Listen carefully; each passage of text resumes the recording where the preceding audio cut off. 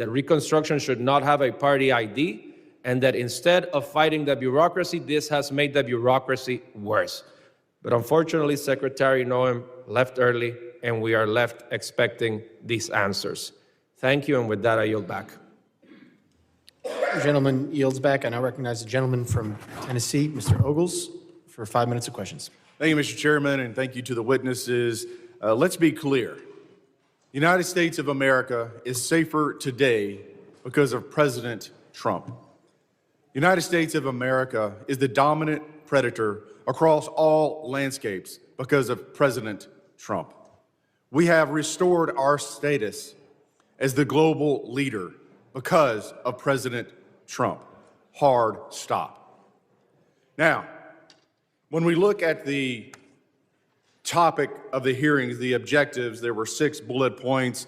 I'm going to hit the highlights, examine the full scope of evolving threats facing the United States of America, particularly on readiness at the federal, local, and state level. Highlight the significant, number 2, the significant national security gains achieved by President Donald Trump.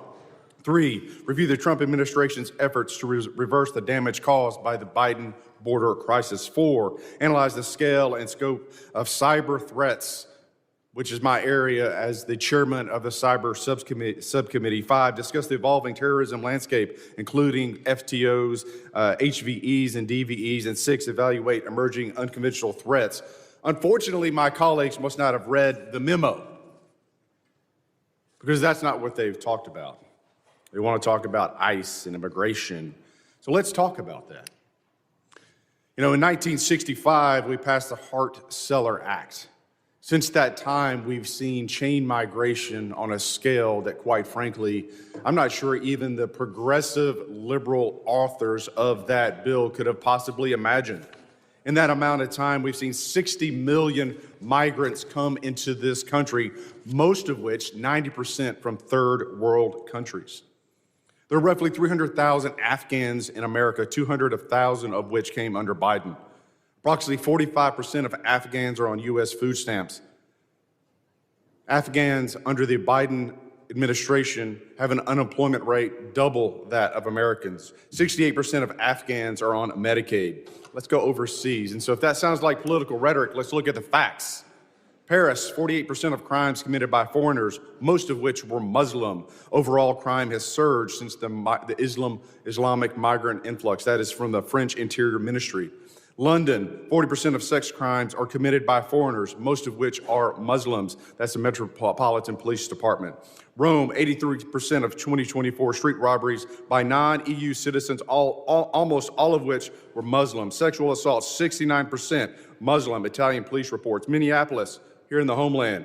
Violent crime in Cedar Riverside, a Somali hub, rose 56%. 2010 to 2018. Dearborn, Michigan, crime 105% above the national average. Hamtramck, outside of Detroit, 92% of assaults by Muslim immigrants. Drug arrests, 85% Muslim immigrants. Now let's go to Nashville, Tennessee, where a Somali man, a migrant who came in 2015, raped to death a woman on the steps of a church. I've had enough. I've said it once, and I'll say it again. Deport them all. This is our country. We get to decide who comes in, and we get to decide who has to leave. And I say, deport them all. 90% that have come into this country are from third world countries, most of which are sucking resources from American citizens, burdening our cities. They do not belong here. Mr. Kent, I'm chairman of the Cyber Subcommittee. Let's go into the scope and scale of the cyber threats posed by the CCP. I give you the floor, sir. CCP is probably one of the more aggressive actors in the cyberspace right now. NCTC is mostly focused on the terrorism realm and how terrorist actors are using the proliferation of encrypted devices and just the internet to spread propaganda. That's probably our biggest purview in terms of cyber. Mr. Glasheen? Chairman, I would say that the Chinese government, the CCP, is our greatest cyber threat. It is a full-time job. and the resources they throw at this is unbelievable. It's a major concern. You know, I want to thank the witnesses for being here, and I want to thank President Trump. You know, as I sit in the skiff and I'm reading the briefings from the CIA and the FBI on the daily attacks to our country and to our infrastructure, I appreciate the president, and I appreciate you gentlemen and your service to this country in keeping Americans safe. They have no idea what you do every single day. God bless you, and God bless America. Mr. Chairman, I yield back. Gentleman yields back. I now recognize the gentlelady from New Jersey, Ms. Poe, for 5 minutes of questions. Thank you, Mr. Chairman, and to our ranking member. Yes, indeed, we've spoken a great deal and learned many things here today, some of which are still going unanswered, many questions that all of us still have.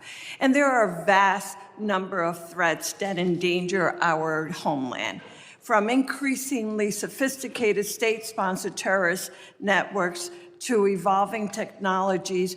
Our law enforcement agencies are engaging criminals on multiple fronts and facing significant demands every single day. Next year, there will be an increasingly heightened threat environment in my district in northern New Jersey as we host the World Cup. Federal counterterrorism grant funding is absolutely critical in keeping our communities safe against the evolving threat environment. This is why I have been so deeply disturbed by the decision of Secretary Noem to freeze, delay, and cut billions of dollars in federal counterterrorism grant funds. In February, her department, DHS, froze billions of dollars in counterterrorism grants that had already been awarded to states and cities. This decision left state and local public safety organizations unable to access critical funding. DHS then ignored legal deadlines for releasing this year's installment of the $1.5 billion for these counterterrorism programs. And when DHS finally released this funding, she abruptly and illegally slashed funding to states with Democratic governors like New Jersey. States and localities have sued in federal court for funding owed by the federal government that was appropriated for them by Congress. In October, I sent a letter to Secretary Noem, and if she was here, I would be saying this directly to her, signed by all of my Democratic colleagues in New Jersey's delegation, demanding that she stop playing politics with federal counterterrorism funding and immediately restore New Jersey's allocation. Specifically, I'm referring to the 50% cut to New Jersey's allocation of the Homeland Security Grant Program, which includes the Urban Area Security Initiative and the State Homeland Security Program. This is the single largest preparation grant program in the Federal Emergency Management Agency. New Jersey has relied on these federal grants to respond and prepare against terrorist attacks.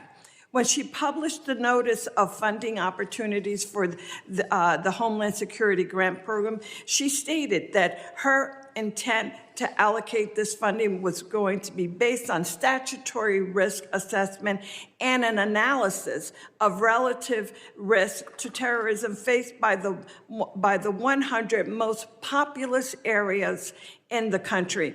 Under this process, New Jersey was preliminarily allocated around $19 million, but DHS final award notification, our state received just $9 million. The final award notification failed to explain why such drastic cuts were made.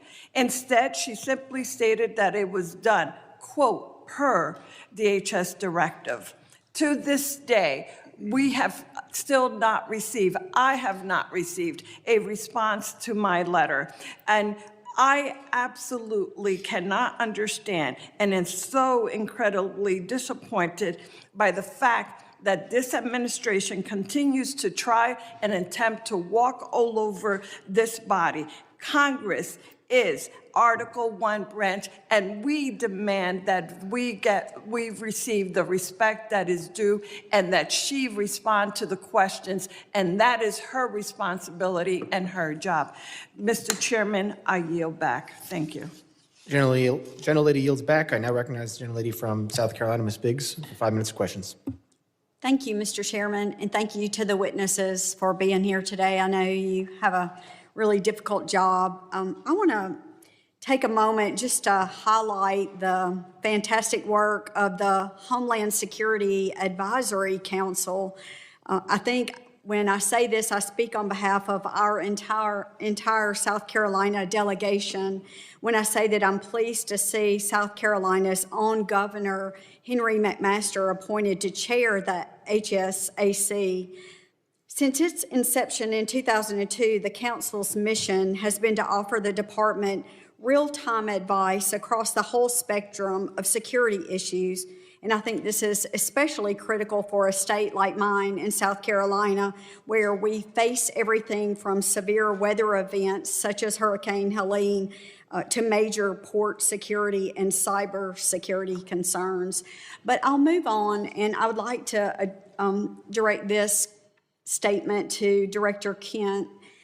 China is and has been for quite some time the primary great power competitor to the U.S. I think some of my colleagues have already established that today.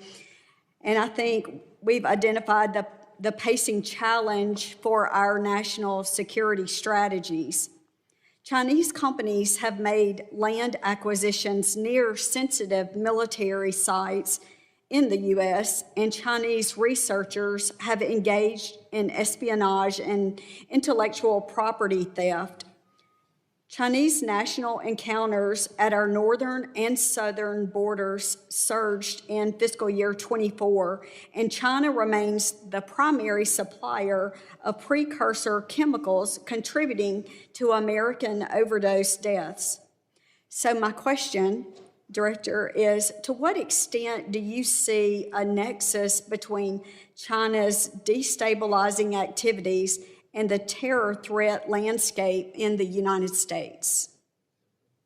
Thank you for that question, and that's a very important topic, especially in terms of fentanyl and the precursors the Chinese Communist Party provides. Working directly with the cartels, we have agents of the Chinese Communist Party, some directly affiliated and some indirectly affiliated, that are working with the cartels to continue to change essentially the recipe of the fentanyl, because as we designate these different precursors and they kind of fall off the market or become more regulated, these advanced chemists will then come into play, and they're the ones that provide the new ingredients, the new ways to manufacture fentanyl that kills American citizens. So this is something that we are looking at, in particular the relationship between these Chinese actors and the Mexican drug cartels. Well, thank you so much. And sir, if you have any additional information, I'd be happy to hear. Yes, ma'am. Thanks for the opportunity. I think to your question is, if our country's destabilized, it creates a lot of vulnerabilities for us. And whether it be the fentanyl is what you're talking about here, it could definitely affect our national security. Regarding the fentanyl, one thing Director Patel recently did is we've recognized the challenge that fentanyl faces the United States. And instead of continuing to address the symptom, look at the root of the problem. He recently went over to China, met with his counterparts at MSP, and they agreed to put 13 precursor chemicals on an export control list. And if we can prevent the chemicals and the precursors coming to the United States or into the, Mexico or anyone that puts together the fentanyl that comes into the United States, that can have a greater effect to reduce that threat to the United States. Well, thank you so much, and I appreciate you being here and hope you realize how important your work is. And I know the district, my 3rd district of South Carolina, is counting on you to continue that hard work. I yield back, sir. Gentlelady yields back. I now recognize the gentleman from Virginia, Mr. Walkinshaw, for 5 minutes of questions. Thank you, Mr. Chairman. I regret that Secretary Noem tapped out after 2 hours, but nonetheless, I want to focus on an issue that I think is really important: the misuse of taxpayer funds and the steering of DHS funds to politically connected firms tied to the Secretary's office, while hiding that activity from the American people. Secretary Noem has been criticized by members of her own party and by the Trump administration for being slow and ineffective when Americans actually need her help. Republican Senator Tom Tillis said she was, quote, slow off the mark in getting disaster aid out the door. A senior administration official recently told Politico that there was, quote, some fishy stuff going on with money at DHS. And the veto authority she handed to Corey Lewandowski over contracts and grants has delayed life-saving resources after disasters. So when it comes to helping disaster victims, she's been slow and ineffective. But when it came to spending money on her own image and then funneling that money to her friends and her political allies, she moved with remarkable speed. According to reporting by ProPublica, DHS obligated $220 million for an advertising campaign featuring her in staged, phony border imagery and featuring pictures of President Trump's private properties. That money, that taxpayer money, was routed through a newly created and secretive Delaware shell company. It was then secretly funneled from that shell company to a firm with direct political and personal ties to her office and her political operation. That firm is called the Strategy Group. This situation has all of the elements of political corruption. First, she invoked emergency authority to bypass competitive bidding. Second, she concealed the true destination of the money by routing it through a shell company, a red flag in any corruption investigation. Third, the firm that actually did the work, that filmed her attempting to herd cattle, has documented political and personal ties to the secretary and her senior leadership. Fourth, her directive requiring personal approval of all contracts over $100,000 concentrated power in the hands of the very people tied to the firm that secretly received the work, her and Mr. Lewandowski. At the exact time this contract was executed, DHS was diverting investigators and resources away from child exploitation, away from child trafficking, away from illegal gun smuggling, yet somehow she found nearly $250 million to promote herself, and the money flowed to her political allies. A federal contracting law expert quoted in ProPublica summarized it plainly. It's corrupt is the word. That's what I would have liked to ask the secretary about today. I would have asked if she personally approved the money that flowed to her political and personal allies. I would have asked if whether when she was governor of South Dakota in 2023 and the same firm got $8.5 million of taxpayer money, whether she steered the money to them. Because an official in her administration said she did. That's what I would have asked her. But she had to leave early. Mr. Glasheen, are you familiar with the Proud Boys? I'm familiar with the name, yeah, Proud Boys. Okay, does the FBI still designate the Proud Boys as an extremist organization? They did in 2018 in President Trump's first term. We are in the process right now of changing our categories for domestic terrorism. So they're no longer designated as an extremist organization. The FBI designated them an extremist organization in 2018. Has that changed? I'm not aware that they did that.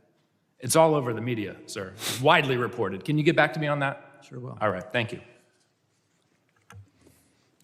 Gentleman yields back. I now recognize gentleman from North Carolina, Mr. Knott, for 5 minutes of questions. Thank you, Mr. Chairman. Before I go into my line of questioning, it's worth notice that the previous administration labeled Catholic churches and charities as domestic terrorists, and there was no outrage about that from the other side of the aisle.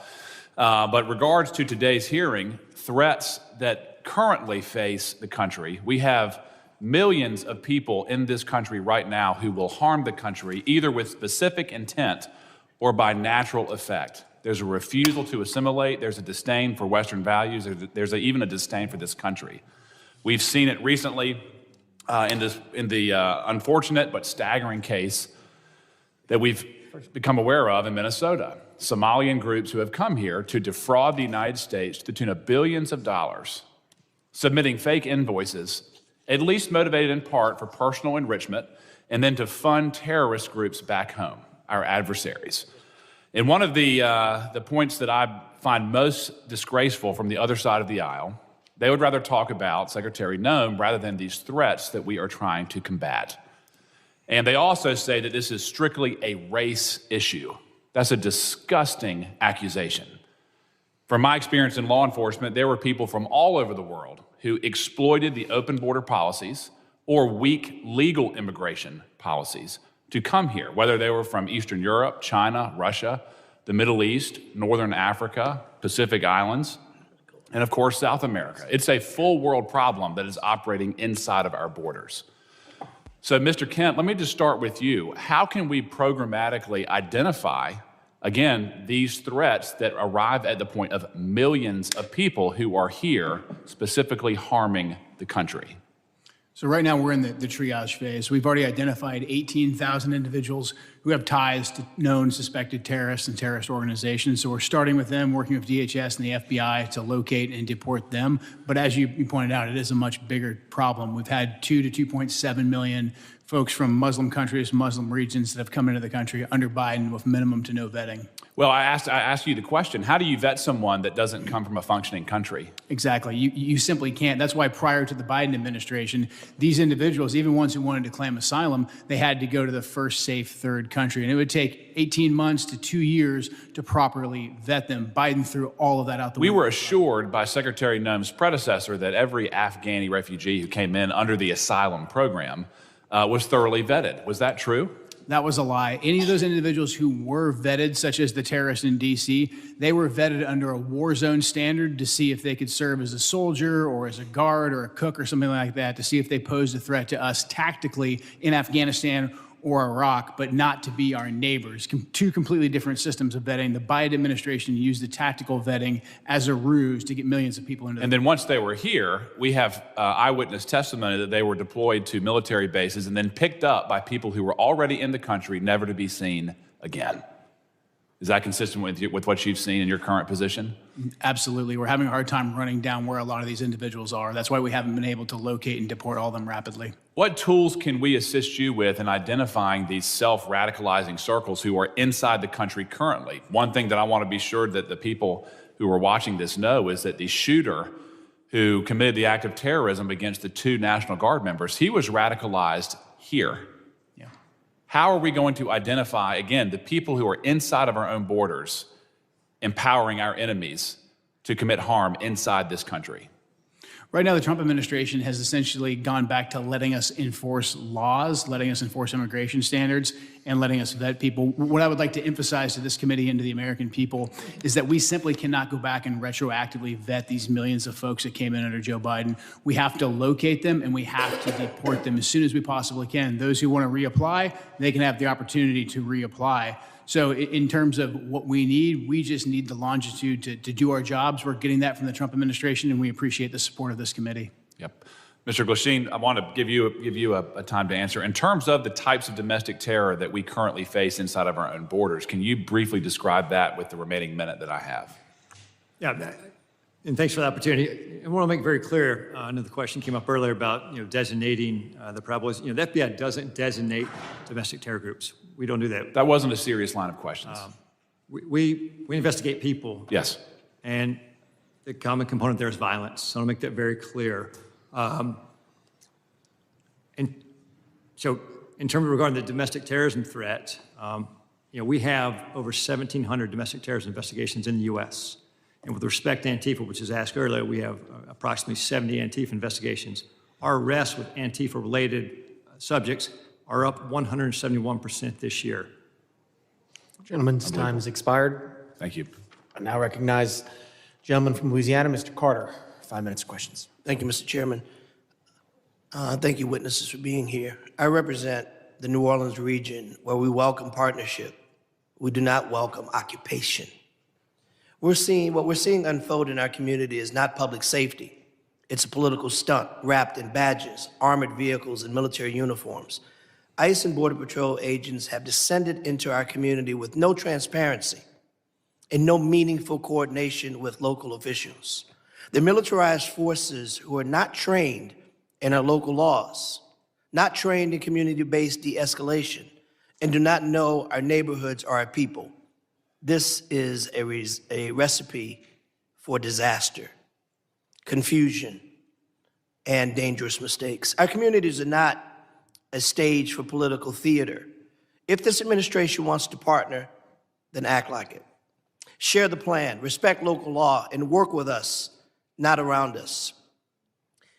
Unfortunately, Kristi, Noem, our secretary, had to leave in the middle of a very important conversation to go and talk about dismantling FEMA, a discussion we'll have at another time that for the life of me, I simply can't understand why we would want to decentralize the Federal Emergency Management Agency, an agency that is needed more now than it was needed when it was first created, as natural disasters continue to happen more often than ever before in places it's never happened before. But nonetheless, if she were here, but she's not, I'll ask her chair.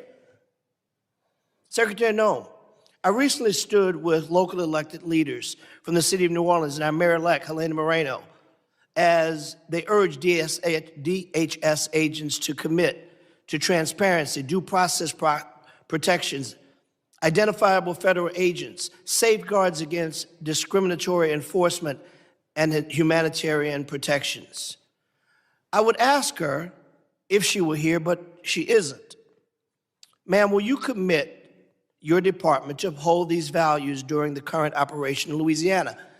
Apparently they aren't doing that, but because I know both of you are capable of answering this question and are in fact civil servants that have demonstrated in your career that you do understand transparency, that you do understand the Constitution.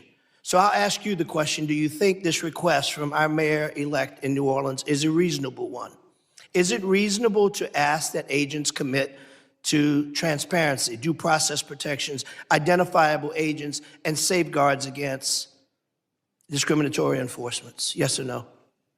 Do you think that's a reasonable ask? Yes or no? Is that reasonable? Sounds reasonable, yeah. Thank you. Do you think it's reasonable, sir? Sounds reasonable. Thank you. Secretary Noem, the masked officers you sent into the streets of New Orleans are attempting to arrest and abduct and detain anyone that looks like a migrant. I got to ask the question, what does a migrant look like? Do you know what a migrant looks like, sir? Yes? Can you define what a migrant looks like to you? I cannot. Thank you. Can you tell me what you think a migrant looks like? These are targeted raids. Can you tell me what they look like? Yeah, you have to stop them. You have to check their identification. Okay, but can you tell me if you were describing to me as a new $50,000 bonused ICE agent, what does a migrant look like? You would stop and you would ask them for ID, and you'd be on an intelligence-driven operation, which is what these ICE raids are. They're intelligence. But if you were to say a guy's wearing a red shirt, you would say the guy's wearing a red shirt and a purple baseball hat. No one. You would be able to give that description. But can you give a description of what a migrant looks like? Can you give a description of what a migrant looks like?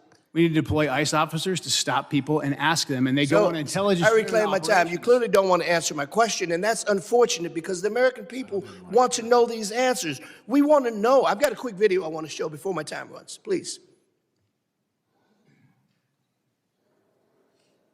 Look at this. This is a stunning video from Louisiana. You hear that woman cry out. She's a 23-year-old running down the street away from the masked agents who are chasing her, repeating that she is a U.S.-born citizen, saying, Stop. This is a United States citizen who's running away from ICE agents who, when she gets to her house and her husband comes out, they stop the chase.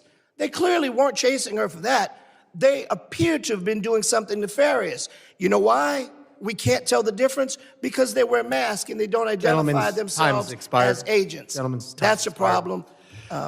Gentleman's time's expired. I recognize the gentleman from Tennessee, Mr. Van Epps, for 5 minutes of questions.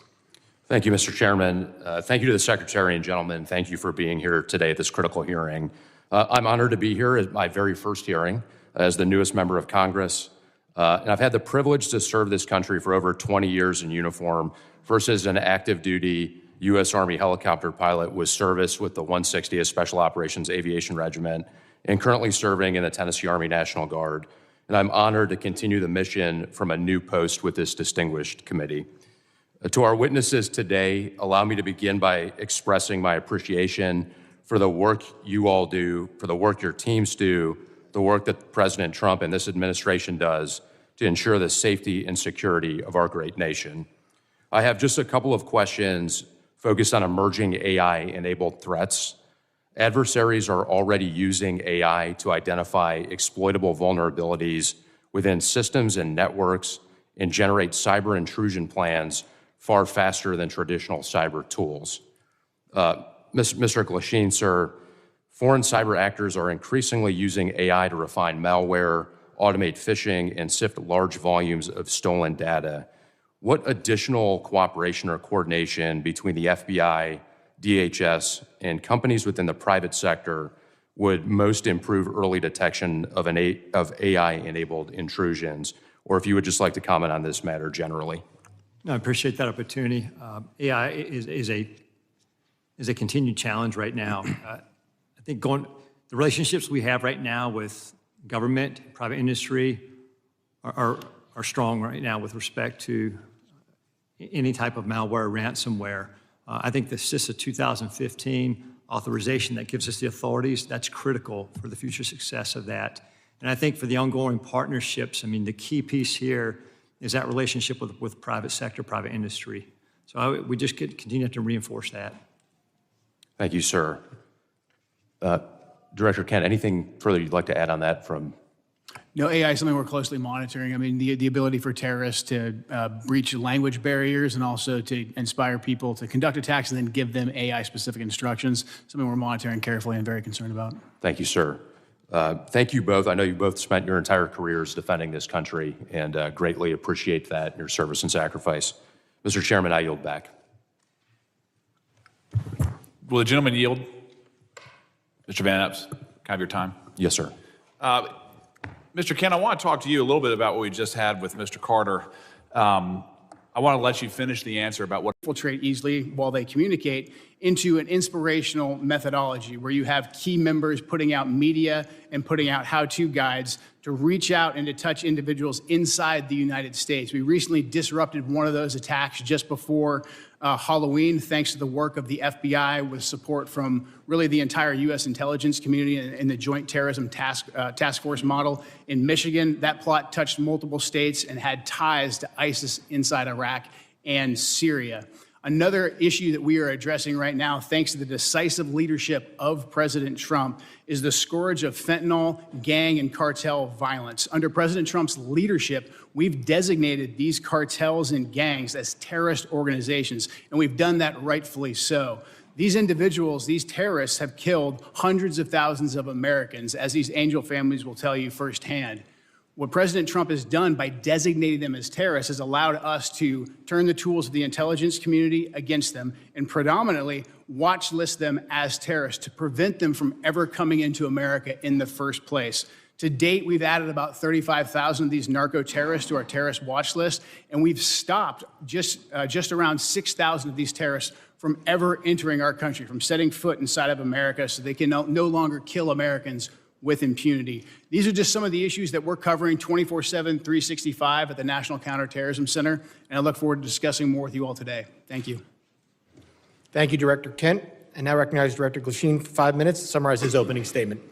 Good morning, Chairman Garbarino, Ranking Member Thompson, and members of the committee. I'm Operations Director Michael Glasheen. I oversee the FBI's National Security Divisions. I am honored to be here with you, representing the people of the United States, the FBI, who tackle the complex and grave threats we face with perseverance, professionalism, and integrity. Our nation faces serious and evolving threats ranging from international terrorists to hostile foreign intelligence operatives, from sophisticated cyber attacks to internet-facilitated sexual exploitation of children, from violent gangs and criminal organizations to public corruption and corporate fraud. Keeping pace with these threats is a significant challenge. Our adversaries take advantage of the internet, social media, and emerging technologies like artificial intelligence to influence the American people, facilitate illegal activities, and recruit followers. Even as 2026 marks the 25th anniversary of the 9/11 attacks, terrorism remains a persistent but evolving threat. Over the past several years, the FBI has identified a particularly concerning uptick in the radicalization of young people. Radicalization of domestic terrorists most often occurs online. Social media and encryption have increased the speed and accessibility of the violent extremist content. International terrorists continue to pose one of the greatest, most immediate threats to the homeland. Some international terrorists and people located and radicalized to violence primarily inside the United States who are not receiving individualized direction from foreign terrorist organizations or FTOs, but are inspired to commit violence by FTOs such as ISIS and Al-Qaeda. Iran continues to plot attacks against former government officials in retaliation for the January 2020 death of Islamic Revolutionary Guard Corps, or IRGC, Commander Qasem Soleimani. Iran also continues to provide support to its proxies and terrorist organizations throughout the world, such as Lebanese Hezbollah. China, Russia, Iran, North Korea, and criminal ransomware continue to be the top cyber threats facing the United States. And there's no clear line where cyber criminal activity ends and nation-state activity begins. Critical infrastructure remains a highly attractive target for cyber criminals and nation-state actors due to the potential to cause widespread disruption, financial damage, and risk to our national security. The United States faces foreign intelligence threats as nations such as the People's Republic of China, Russia, and Iran become more aggressive and capable than ever. The PRC has deliberately created an environment that abuses global interconnectedness and encourages intellectual property acquisition using human intelligence officers, corrupt corporate insiders, foreign direct investment, and cyber intrusions. Russia continues to seek and acquire U.S. technologies to help rebuild its defense industrial base, relying on complex procurement networks to evade U.S. export controls and sanctions. The United States faces many criminal threats, including violent crime, financial and healthcare fraud, transnational and regional organized criminal enterprises, crimes against children, and human trafficking, violent threats against public election officials, personnel, and public corruption. Currently, the FBI-led task forces are staffed with over 9,000 federal, state, local, tribal, and territorial partners. Many of these task forces are focused on cartels, violent crime, drug trafficking, child exploitation, and human trafficking across our nation's communities. The FBI has and continues to establish strong capabilities to assess the threats, share intelligence, and leverage key technologies. We recruit the best to serve as special agents, intelligence analysts, and professional staff. Our leadership team views change and transformation as a positive tool for keeping the FBI focused on the gravest threats facing our nation.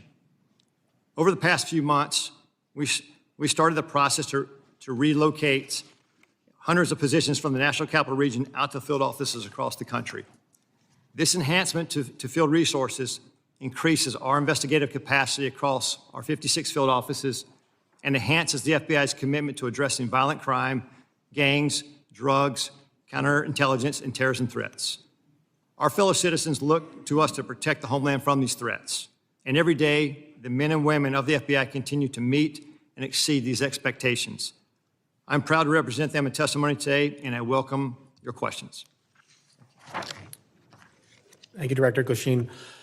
My understanding is a witness may have to leave early today. While I want to be clear, the committee did not agree to a hard stop. All witnesses are here voluntarily and are free to go.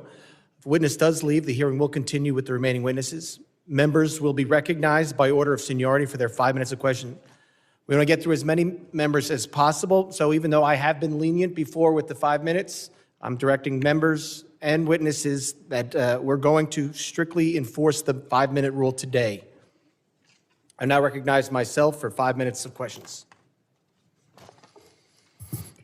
Secretary Noem, I appreciate you being here today, and you've been on the job less than a year, and this is the second time appearing before the committee, which I think is the norm, and I do really appreciate you being here. And I know you have a very important job to do. You oversee a lot of different sub-agencies, so I know you can't always be here in person. And with that, as a committee, we still want to work with the administration and conduct our oversight. So I'm asking you if you can commit to making sure that in the future, if we want to have a hearing, you'll be able to supply maybe a deputy secretary or somebody to come specifically talk about that.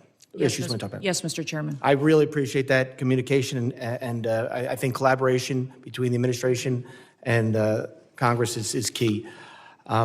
Secretary Noem, I also wanted to ask you, in September, the department under FEMA proposed new allocations for counterterrorism grant funding, which cut dollars to New York by 80% because of a new formula. Considering New York is consistently a top terror target, this was surprising. We're grateful President Trump restored this grant funding. And pursuant to the present direction, has the department increased the allocation to New York? Yes, President Trump did. I would say that when we look at the Homeland Security grants and how they're allocated, the formula focuses on where we see the threats today and where those communities are that need the resources. I would also inform the committee and you, Mr. Chairman, that New York City at the time of the allocation still had over $440 million in reserve that was available to them to utilize. So the intention of these grants is that communities and cities would use the dollars to build up the security measures that they need to do for a long-term impact, and that the same amount of dollars aren't necessary every single year. You need to meet the threats where they are in the country at the time the grant dollars are available. So thank you to all of you for your work on getting us dollars that we can give to grants to help secure our local communities and states. But when we're looking at cities that have hundreds of millions of dollars in reserves, we recognize that giving them hundreds of dollars of millions more may not be appropriate considering all of the threats that we have. But President Trump has sent more resources to New York City. We'll continue to meet the threats head on because that is our mission, is to make sure that we're looking at every single threat that we have. The formula that we have considered and have put in place recognizes what came over the border, where we see the infiltration going, which communities are impacted, and what we need to do to harden our systems. I appreciate that, Secretary, and I appreciate the work you're doing with the President. I appreciate his decision to send that increased money to New York. I have a question. Since this is about worldwide threats, can you discuss what DHS's most significant concerns are today for the country? I would say, Mr. Chairman, what keeps me up at night is that we don't necessarily know all of the people that are in this country, who they are and what their intentions are. We think up to 15 to 20 million people came in under the Biden administration on the invasion over the southern border. They were not vetted. They were allowed to pour in. Our parole programs, our asylum programs, our visa programs were all exploited, and the integrity was demolished under Joe Biden and the leadership at the Department of Homeland Security. And frankly, the entire department was neglected. In fact, I believe the Secretary was told at times not to do certain things by the Biden administration to facilitate this invasion. So what keeps me up at night is the individuals that are in this country that wish to do us harm. And that is why we are so aggressive at making sure that we're going out and doing investigative work, finding those violent criminals, finding those people who shouldn't be in this country to begin with, and those that want to go after and to harm our American citizens. Thank you, Secretary. Director Glasheen, as you heard and as you said, during the next few years, the United States will host more major events than ever before. This brings up obvious security concerns, including counter drones, which we just passed some new authorities in the NDA yesterday. How is the FBI preparing for counter drone threats during mass gathering events? Chairman, thank you for that question. Counter UAS, the passage of the legislation yesterday is a game changer for us. How we're preparing for that going forward, we just stood up a counter UAS school down in Huntsville, Alabama, where we will train federal officials, state, locals, as well to assist with that preparation and implementation of using counter UAS technology. Prior to this passage, it was only the FBI and or DHS that could provide that assistance. Now that this passage of authority, it will allow us to have a greater handling of the threat to a mass event. Thank you very much. I yield back. I now recognize the ranking member for 5 minutes of questions. Thank you very much, Mr. Chairman. Mr. Gladstein, will you tell me the organizations that pose on the domestic side, two of the organizations, number one, number two, threat to the homeland at this point? Can you please clarify, like, organizations? Any domestic terrorist organization that poses a threat to the homeland as we speak? I'd say the first one, President Trump had just announced executive order domestic terrorist organization, Antifa. That's our primary concern right now. All right, that's what President Trump did. What does the FBI say? We share the same view. When you look at the data right now, you look at the domestic terrorist threat that we're facing, right now, what I see from my position is that's the most immediate violent threat that we're facing on the domestic side. So where is Antifa headquartered? What we're doing right now with the organization. Where in the United States does Antifa exist? Yep. If it's a terrorist organization, and you've identified it as number one. We are building out the infrastructure right now. So what does that mean? We trying to get the information. You say Antifa is a terrorist organization.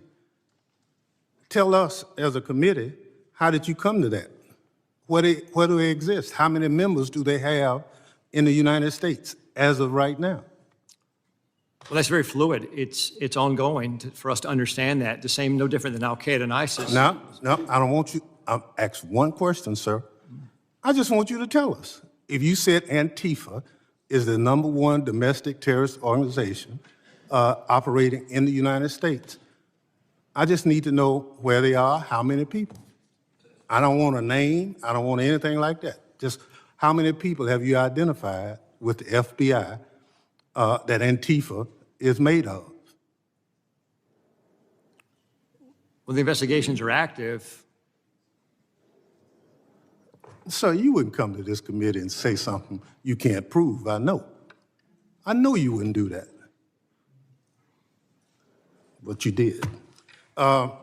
Madam Secretary, you and the gentleman from NCTC reference the unfortunate accident that occurred with the National Guardsman being killed. You think that was an unfortunate accident?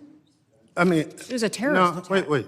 Look, I'll get it straight. Then you can He shot our respond. National Guardsman in the head. Look, Mr. Chairman, will you direct the witness to allow me to ask my question? It was an unfortunate situation, but you blamed it solely on Joe Biden. I want you to know who approved the asylum application for this same person.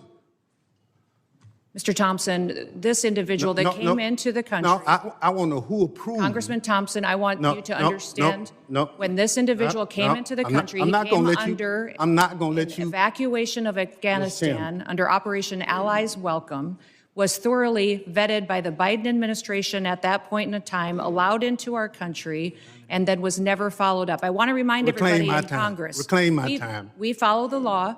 And every asylum is supposed to have a check-in every single year, and the Biden administration failed to do that. They vetted this individual, allowed them into our country, and did not do due The witness will allow the gentleman to ask his question. Yes or no? Who approved the asylum claim? The application on the asylum was thoroughly filled out by information that was gathered by the Biden administration. So the His Biden asylum- administration approved the The asylum. asylum application was put into place under the rules established by the Biden administration. Reclaiming my time. I don't want to file perjury charges against you, but I'm of the opinion that the Trump administration, DHS, your DHS, approved the asylum application. The asylum application moved forward under all of the information and vetting processes that were put in place under the Biden administration, which is when vetting happened. And that's what President Trump has changed. Under President Trump's administration. Reclaim my time again. When It's obvious you don't want to answer the question. Mr. Kent, you want a shot at it? The individual was vetted to serve as a soldier in Afghanistan, and that vetting standard was used by the Biden administration as a ruse to bring him here. Had we followed the standard operating procedures for special immigrant visas, that individual and none of the allies welcome people would have come to America. That's on Joe Biden. Gentlemen's Just time has answer the- expired. That was the answer. Point of order, Mr. Chairman. That was a murder that took place in D.C. It was not an unfortunate incident. And those comments are effing disrespectful. Who is that? I expect better from the It's not a valid point of order. I will now recognize the gentleman from Texas, the former chairman, Mr. McCall, for 5 minutes. Thank you, Mr. Chairman. Madam Secretary, great to see you. This hearing reminds me of the novel A Tale of Two Cities. They see it, the Dems see it as the worst of times, but I see it really as the best of times. And what do I mean by that? Under the Biden administration, 15 to 20 million illegal aliens, unvetted, as you indicated, came into this country. What I think most disturbing is Director Kent's testimony. 18,000 known or suspected terrorists got into this country under the Biden administration. That's why we impeached Mayorkas. I was one of the managers. He told his Border Patrol, you don't have to pay attention to federal law when it says shall detain aggravated felons. He disregarded federal law and says, you know what, may detain. It's discretionary. And guess what? We have thousands of aggravated felons now, or if not millions, in this country today. That was the worst of times. Let me go to the best of times. Most secure border I've seen in my 22 years in Congress. And I've dealt with this for a long time. Coming from Texas, being chairman of this committee, the daily crossings are 95% down from the prior administration. That's the best of times. Zero catch and release. My very first bill in Congress 22 years ago was to end catch and release. 22 years later, we finally have achieved that goal. That, Madam Secretary, is the best of times. An all-time record low. America is safer today. I feel so. And when I look at the Venezuelan vessels attacked, the president had every right under the Constitution, Article 2, international waters, cartels designated as FTOs, coming into our country to spread poison to kill Americans. If that's not self-defense, I don't know what it is. And then finally, Madam Secretary, thank you for taking out the shadow Iranian oil tankers headed from Venezuela to Cuba, getting around our sanctions that Congress passed. I'm finally seeing an administration flexing its muscle in this hemisphere, which has been neglected for so many years. So air, land, and sea is your charge. It's the military's charge as well. I see the land secure. I see the maritime borders getting more secure, and I applaud you for that. On the air secure piece, I chair the Special Events Task Force. That's FIFA, the Olympics, the 250th anniversary. Drones are the biggest threat as I see it. I see it in Ukraine in its conflict with Russia, and I see it across our border, and I see it at these events. If you could update me, and with the new NDA authorization to allow federal, state, and locals to work together to identify hostile adversary drones and take them down, can you tell me how that will impact your ability, Madam Secretary, to better secure these special events? Yes, thank you, Congressman McCall, and thank you for your leadership. I understand you're retiring, and I'm sad about that. You've been a statesman. Thank you for serving with such dignity. Thank you. The counter-drone and drone technology that is out there today, frankly, our authorities haven't kept up with. And so thank you for that legislation. Thank you for giving us the opportunity to truly defend the homeland. Here at the Department of Homeland Security, we are going to be investing upwards to $1.5 billion into drone technology and counter-drone technology and mitigation measures that we can deploy not just across different NSC events or large-scale events that we're responsible for the security on, but also that we can use to partner with cities and states for celebrations and different things that they may hold as well. So we have the responsibility at the Department of Homeland Security for FIFA and the 11 cities that will be hosting the matches here in the United States, also the Olympics, the America 250 celebrations, also other national security events that happen, such as Mardi Gras and other events that are going on throughout the country. So this program that we will have will not only work within the events that the department is responsible for, but we will be able to sign agreements with states and cities to provide measures that they don't currently have. And we're working with the FAA as well to get what we need to be able to operate. And we don't want just to detect, we don't want to just monitor, we need to mitigate. We need to take these drones down. We need If to I could add, my time's going to expire. There is so much technology out there today, counter-drone technology, that I've been working to get into Ukraine to protect them from Russian drones that we can deploy at these events. I'd love to visit with you on that at a later date. And thank you for your service. Yeah, thank you. Gentleman's time's expired. I now recognize the gentleman from California, Mr. Correa, for 5 minutes of questions. Thank you, Mr. Chairman. And I agree with my colleague from Texas. It is a tale of two cities. Secretary Noem, Trump administration, you're going after the worst of the worst criminals, and we agree with you.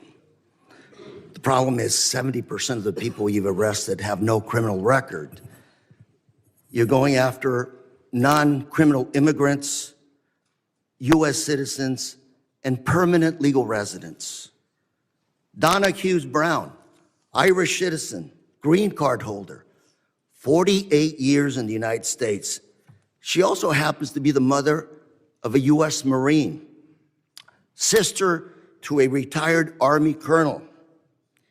She's in ICE detention since July.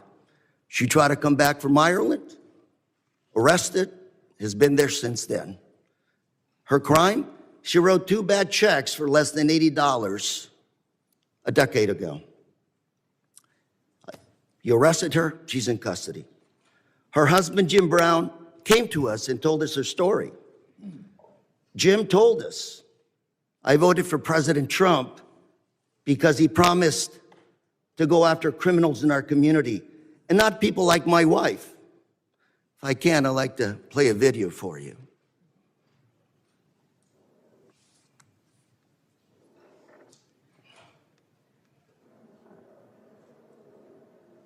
Then he also voted for President Trump. Yes, sir. Why did you vote for him? Because I was an idiot. 80% of the evangelical Christian people were lied to, if you really want to know the truth, and that's exactly what happened. They said criminal, and I believe criminals need to be off the street. I just want to make sure people watching this understand who you are. My wife and I, when we don't work, we're ministers. We help the needy. That's what we do. And that's who they're arresting. Now, we've got Mr. Jim Brown before you. He's standing up. Hopefully you can talk to him a little bit. These people, Donna Hughes Brown, are not the individuals that should be deported. Another case, Narciso Barranco was beaten and arrested by masked agents while working as a landscaper. He's an undocumented immigrant, 30 years in this country, not a traffic ticket. Mr. Barranco is also the father of 3 U.S. Marines. 3 Marines. You want to make a movie of people like this. A man who comes to this country, instills patriotism in his kids. They swear an oath to serve and possibly give up their life for this country. We play a video on this as well, please.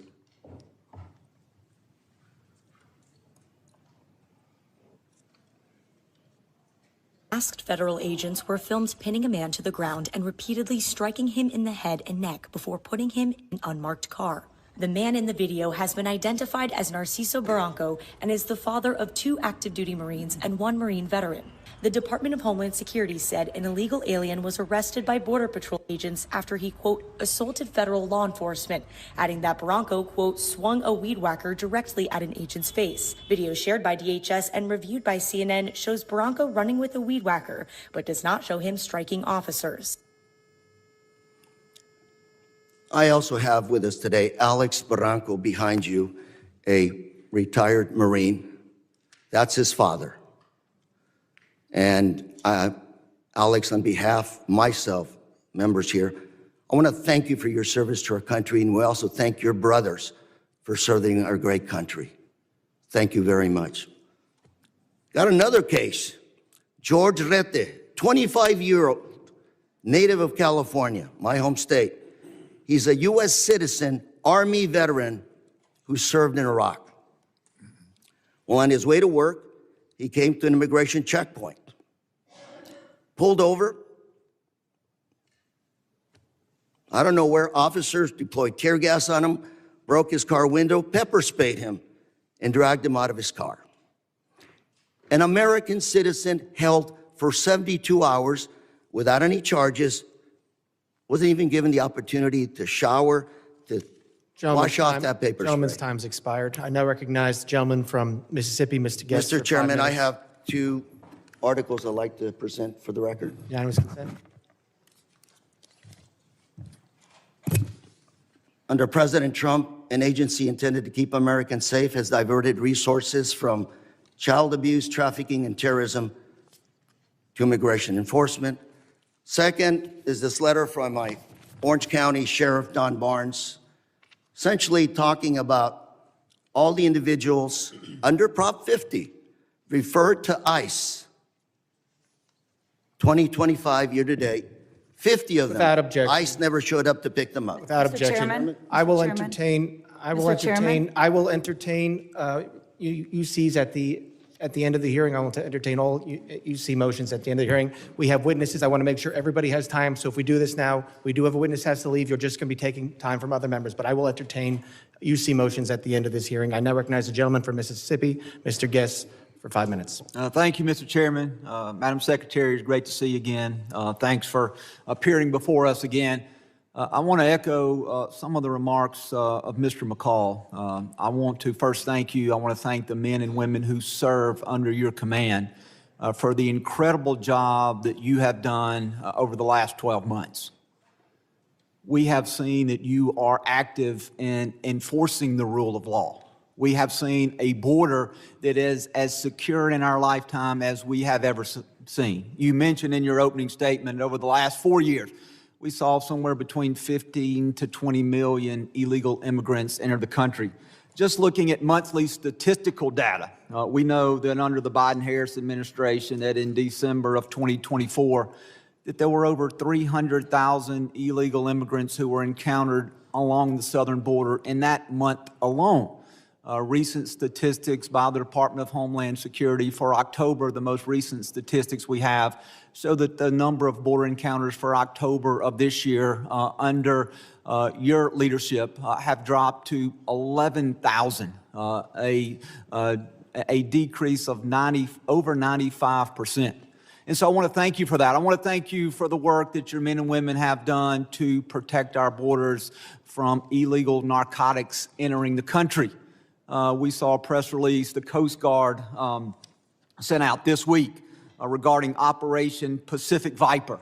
And they mentioned a specific seizure that occurred on December the 2nd by the Coast Guard cutter Monroe, in which in a single incident of interdiction that the Coast Guard had the largest maritime interdiction seizure in almost 20 years, seizing 20,000 pounds of cocaine in an individual seizure. So I thank you for your aggressive actions in enforcing the law and for the incredible work that you and the men and women under your command are doing.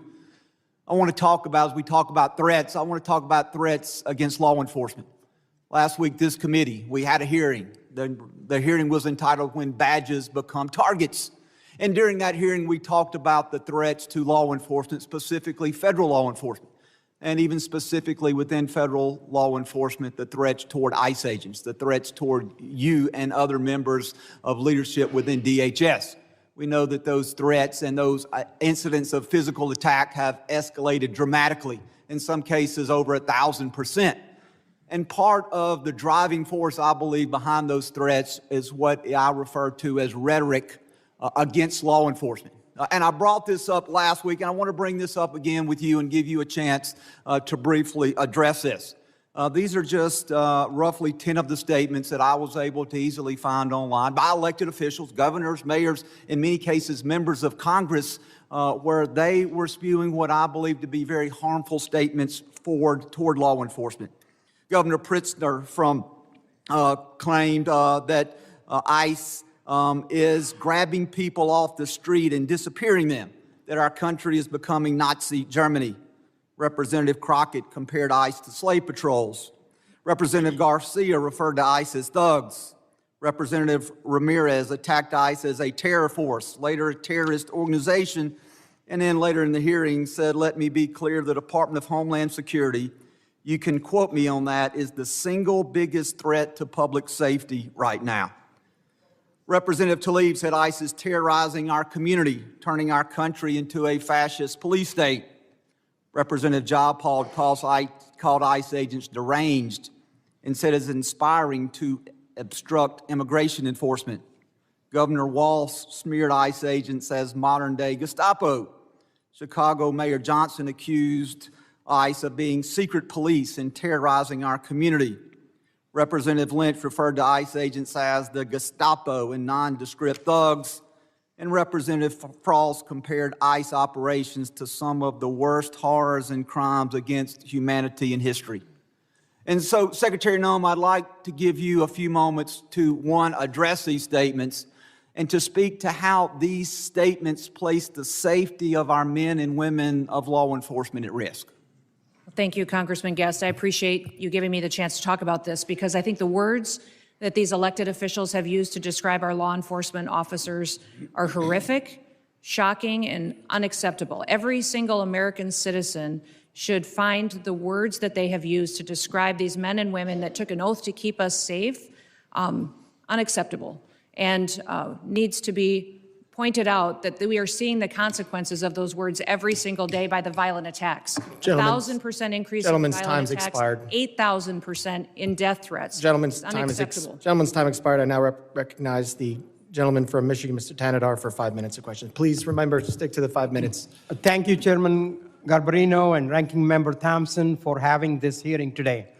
I know the American people have been demanding answers from this administration on their unlawful actions. So I hope we are able to get some useful answers from our witnesses today. Secretary Noem, this past May, I asked you during a congressional hearing if it was the policy of DHS to follow orders issued by federal courts. You said on the record, and I'm quoting here, we are following all federal orders. End of your quote. Secretary Noem, you lied to me under oath that day. You lied to the American people, and you have betrayed the trust placed upon you in your role as Secretary of Homeland Security. You defied federal court orders when you refused to order the deportation flights to El Salvador in March to turn around. Federal courts have also found your department to have violated federal injunctions in your continue to send non-citizens on deportation flights, with some courts having called your orders unlawful. Secretary Noem, I just have 3 questions for you. 1, why did you lie under oath by saying DHS was following all federal court orders when they clearly were not? Congressman. Question two, let me finish my questions. Question two, why did you mislead the American people when you said that no American citizens have been arrested or detained by federal immigration agents? And my last question, number three, Donald Trump said that your ICE agents haven't gone far enough. Do you think terrorizing American citizens and assaulting peaceful protesters isn't far enough? Congressman, the Department of Homeland Security and this administration complies with all federal court orders. We always have and we always will. Not true. And we will continue to appeal. And sir, I will even tell you that at the highest court, at the Supreme Court, the Department of Homeland Security in our litigation has an over 90% success rate in winning at the highest court in our battle against activist judges across this country. Madam Secretary, we will continue to appeal. And then when it gets to the highest court and we get a decision, it is proven that we are reclaim my right, time that we here. have been compliant. I will also say, Madam Secretary, let me. Do you want me to answer your questions or not? I do, but let me. You haven't been telling us the truth. Look, there have been at least 170 known cases of citizens being arrested or detained by federal immigration agents this year alone. This is the truth.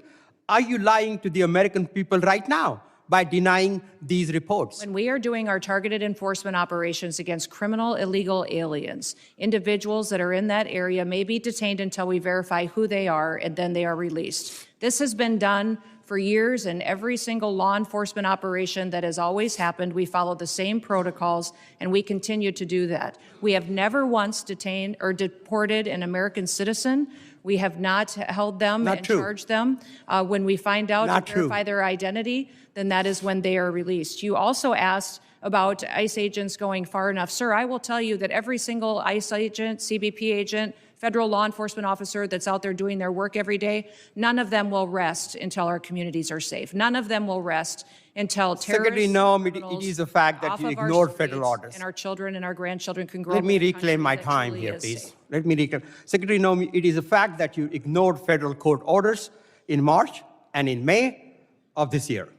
Do you plan on ignoring more federal orders? We always I'm comply with all federal sick court of your lies. And the American people demand the truth. Because you keep saying it doesn't make it true. I am sick of your lies. The American people are sick of these lies. American people demand truth. America is very happy that finally they have a president in the White House that gets up every day to keep them safe. Madam Secretary, your incompetence and your inability to truthfully carry out your duties of Secretary of Homeland Security, if you're not fired, will you resign? Sir, I will consider your asking me to resign as an endorsement of my work. Thank you very much. I yield back my time. Gentleman yields back his time. I'll remind members that they are entitled to ask questions during their time. Witnesses are entitled to answer those questions. Members are entitled to reclaim their time. So if we're going to have questions and answers, please allow it. You can reclaim your time if you want, but witnesses are here voluntarily. Please at least give them a chance to answer the questions that you're asking.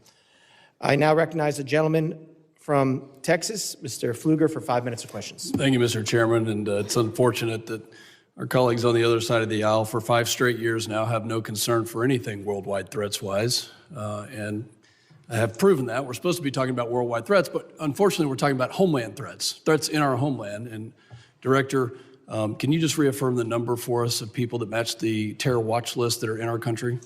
There's 18,000 known and suspected terrorists in the country right now that came in under Joe Biden's watch. 18,000? 18,000.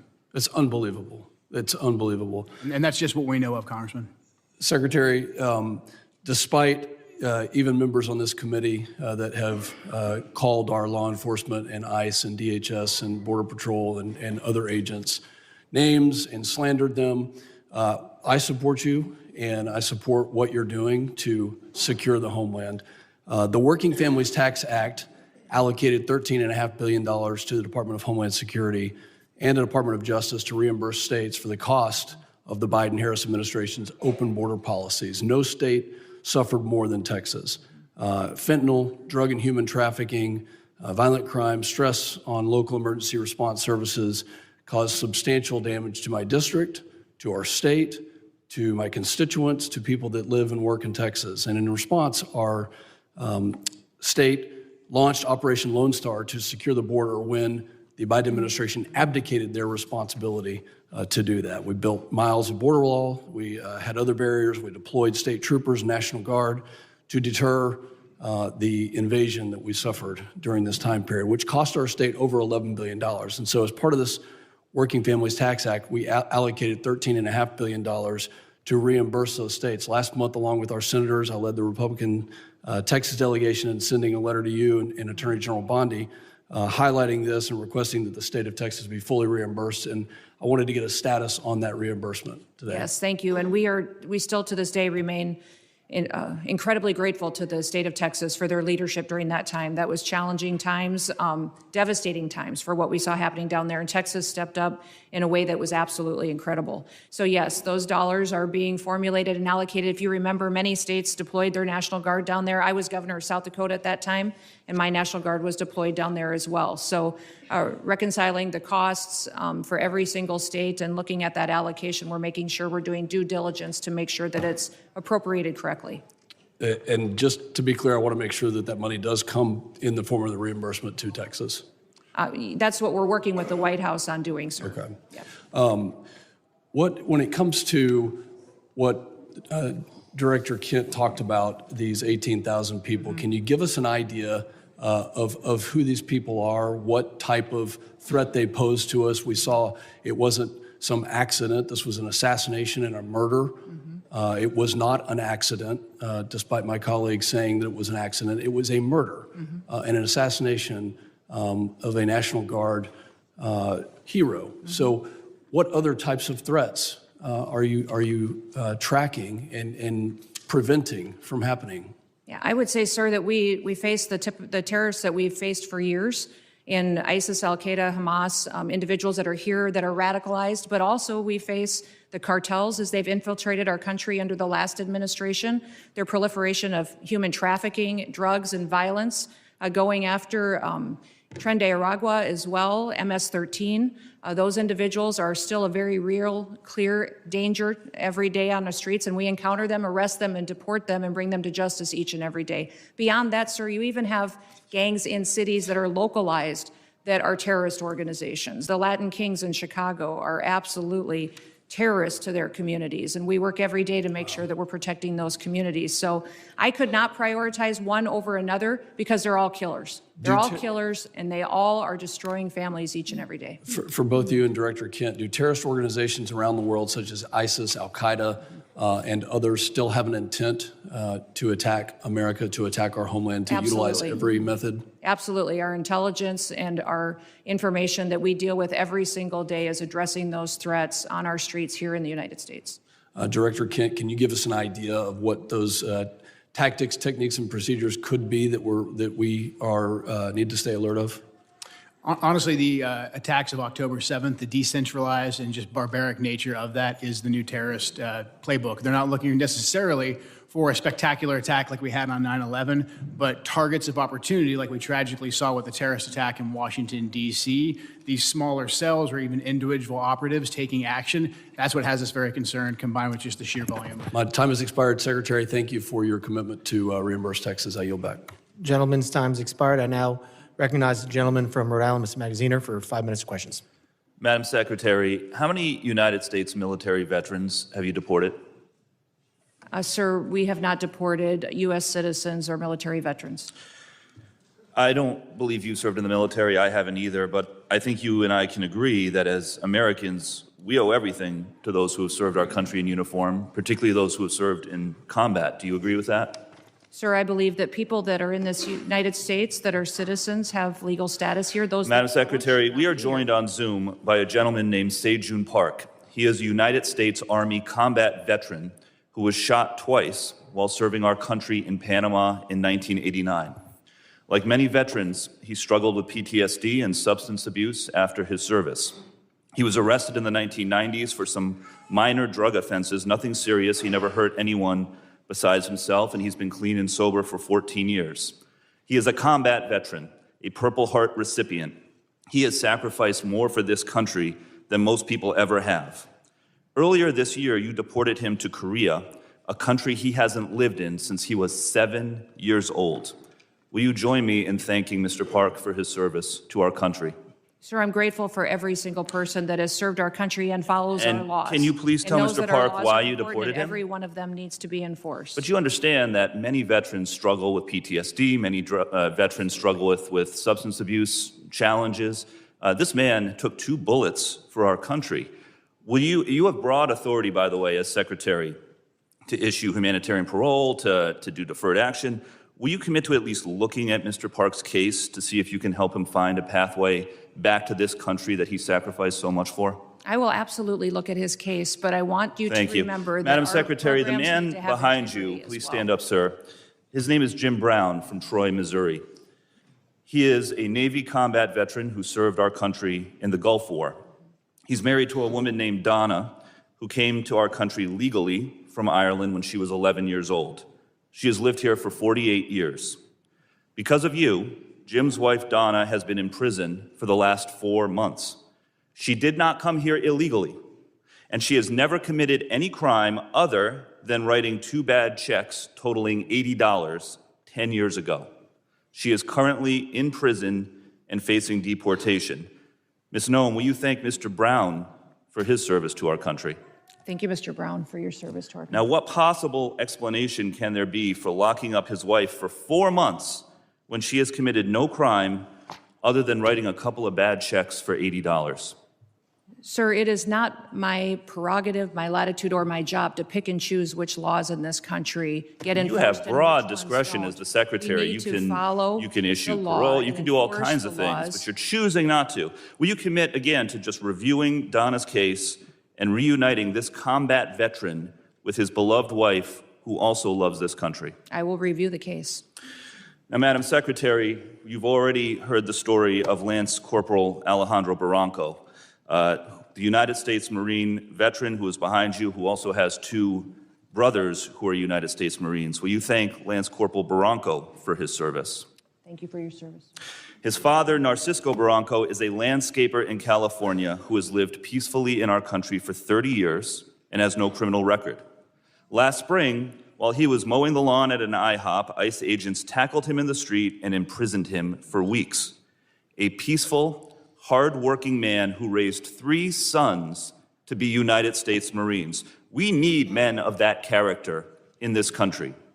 Again, as Secretary, you have broad discretion. Will you consider Lance Corporal Barranco's father for parole in place to stay in our country, owing to the fact that he has contributed to our country by raising 3 United States Marines? This is an opportunity to remind everybody that every person that's in this country illegally has an opportunity to voluntarily go home and come back the right way. He Follow raised our 3 laws, United States and we will Marines. facilitate that. He has been living here But- peacefully, doing his job for 30 years. You have discretion. You are choosing not to use it. Madam Secretary, you promised America that you would go after the worst of the worst. But these people are not the worst of the worst. A Purple Heart recipient, a military spouse, the father of 3 Marines. And it's not just veterans and military families. You are locking up and deporting children with cancer, mothers with babies in the NICU, United States citizens. There are many problems with your leadership, but the biggest problem is this. You don't seem to know how to tell the difference between the good guys and the bad guys. Go after the bad guys. Go after the terrorists. Do not go after veterans, Marines, children, Gentleman's United time's States expired. citizens. I yield Gentleman's back. time's expired. I now recognize the gentlelady from Georgia, Ms. Green, for 5 minutes of questions. Thank you. The previously Democrat-controlled administration allowed over 13 million border crossers from over 170 countries and territories to break our laws, invade our country, rape our women and children, and murder our own people. They set all-time records for the highest number of illegal aliens ever encountered in a single day at 14,500, in a single month at 370,000, and in a single year at 3 million, not including the known gotaways. Thanks to Secretary Noem and the hard work of Tom Homan and all the brave men and women at DHS, our new Republican-controlled admin has produced the safest and most secure border our country has ever seen. Thank you very much for that. For the 7th consecutive month, U.S. Border Patrol released 0 illegal aliens into the United States. Daily average apprehensions at the southern border are 95% lower than the daily average under the last administration. 10 months under Trump has seen less apprehensions than 1 month under Biden. Since January 21 through the end of November, there have been 117,105 total enforcement encounters along the southwest border, which is nearly 40% less than the monthly average during the Biden administration. Meanwhile, there has been an 8,000 increase in death threats against ICE law enforcement. Secretary Noem, back in July, the department put out a press release titled Worst of the Worst. Criminal proceedings begin in a case of transgender illegal alien accused of rape, child rape, not just rape, child rape of a 14-year-old boy in a sanctuary New York City bathroom. I wanted to highlight this case because it encapsulates so many different violent policies of Democrats. This is an increase in trans violence with their embrace of gender ideology, an egregious catch and release policy implemented under the last 4 years, and sanctuary cities that harbor criminal illegal alien monsters that have raped and murdered many Americans. Can you discuss further what you're facing in these sanctuary cities and the illegal alien monsters that have been released into American communities under the Biden administration? Yeah, unfortunately, Congresswoman, we arrest individuals like that every day because they're so prevalent on our streets, because of what happened under the Biden administration. Every day we're able to go out and encounter and bring to justice individuals who are raping our children, murdering our mothers, our grandmothers, our families are devastated by them. And I'm shocked at the Democrats' constant defense of these individual criminals over the American citizen that is out there just trying to live their lives, put food on the table, and live the American dream. And what we do at the Department of Homeland Security by making sure that we're out enforcing the law every day is making sure that those families get a chance to do that. So I'm so grateful for them. The 8,000% increase in death threats is real. These ICE agents and CBP officers that are out on our streets doing God's work live in these communities. They live there. These are their families and their neighbors that they're protecting, and they get up every day and do that job because they believe in their mission. They take an oath, and they are honorable men and women who are serving with greatness during a challenging time when activists and radicals attack them and put their lives in danger. I think it's shameful to see the defense of individuals who break our laws. We are a nation of laws. If we are not a nation of laws, we're no nation at all. And that is what we are doing every day, is following those. If you guys don't like the law, go change it. That's your job. You don't complain. I was raised by a dad who said we don't complain about things. We fix them. Well, go fix them. If you don't like the law, quit bellyaching, quit hitting and attacking our ICE officers, quit going out and protesting and screaming vile things at them, quit calling them names. We wouldn't let our children do that. Go do something that actually matters by having an honest debate and changing the law. That's your jobs. You all should be fired, in my viewpoint. I agree. Thank you so much for that, Secretary Noem. Back in 2021, I was one of only 16 members who voted against the Allies Act of 2021, which increased the number of special immigrant visas for Afghan nationals and loosened vetting requirements for eligibility. This brought in over 76,000 Afghans. Director Kent, what actions are being taken to identify and remove any of the 100,000 Afghan nationals admitted under the Biden admin who may have ties to terrorism, like the one who shot 2 National Guard members, tragically killing Sarah Beckstrom here in Washington, D.C.? I'm sorry, gentlelady's time has expired, but... Can he just answer No, we're quickly? keeping everything quick to the 5 minutes. I'm sorry, but gentleman from New York is now recognized, Mr. Goldman, for 5 minutes. Secretary Noem, let's talk about the law. Do you agree that asylum is a lawful pathway to immigrate to this country? Yes or no? There's an asylum program, yes, in place. All right. So It wasn't immigrants used under then the with Biden ongoing asylum applications are legally in this country, correct? Excuse me, I'm sorry. Your question was? Immigrants with ongoing asylum applications are legally in this country. There are individuals in this country that have applications that... And they are legally here because it's a lawful pathway, right? It's a lawful pathway. Okay, so if your department then deports anyone with an ongoing asylum application, you are violating the law, correct? Joe Biden left us with. I'm not asking about Joe Biden. I'm asking you a specific question. If your department deports anyone with an ongoing asylum application, you are violating the law. Is that correct? It was greatly violated when they allowed. I'm asking you. People to come I'm in asking and you. granted asylum applications. Why are you filibustering? Why can't you answer the question? It's a simple question. Your president. If your department and your secretary deports did not anyone follow the law, with an ongoing applications asylum application, you are violating the law. Isn't that correct? The asylum program was Okay. broken under the Mr. last. Chairman, I will reclaim my time. She's not answering the question. But the obvious answer is that, yes, if you follow a lawful pathway, asylum is a lawful pathway. If you have an open asylum case, you are here lawfully. But the problem that we are seeing around the country is that you are not following the law. Don't tell us to change the law. If you don't like the asylum system, you change the asylum law. Bring it to us. We'll work with you. I think it needs to be changed. But you can't just decide that you're not going to follow the law, and asylum is a law, and deport people who have ongoing applications. Unfortunately, that is exactly what's happening. It's happening across the street from my office right in New York City. Numerous, thousands of people who have come to court appearances, have left them with open asylum applications, have been arrested. And then they've been shipped off and many deported. In September, one applicant was ripped away from his wife and small children after such a court appearance. And then this happened to his wife. Please play the video. No, it's not. It's not this one. All right, it's not this video. Here it is. I'm yours. Come on, man.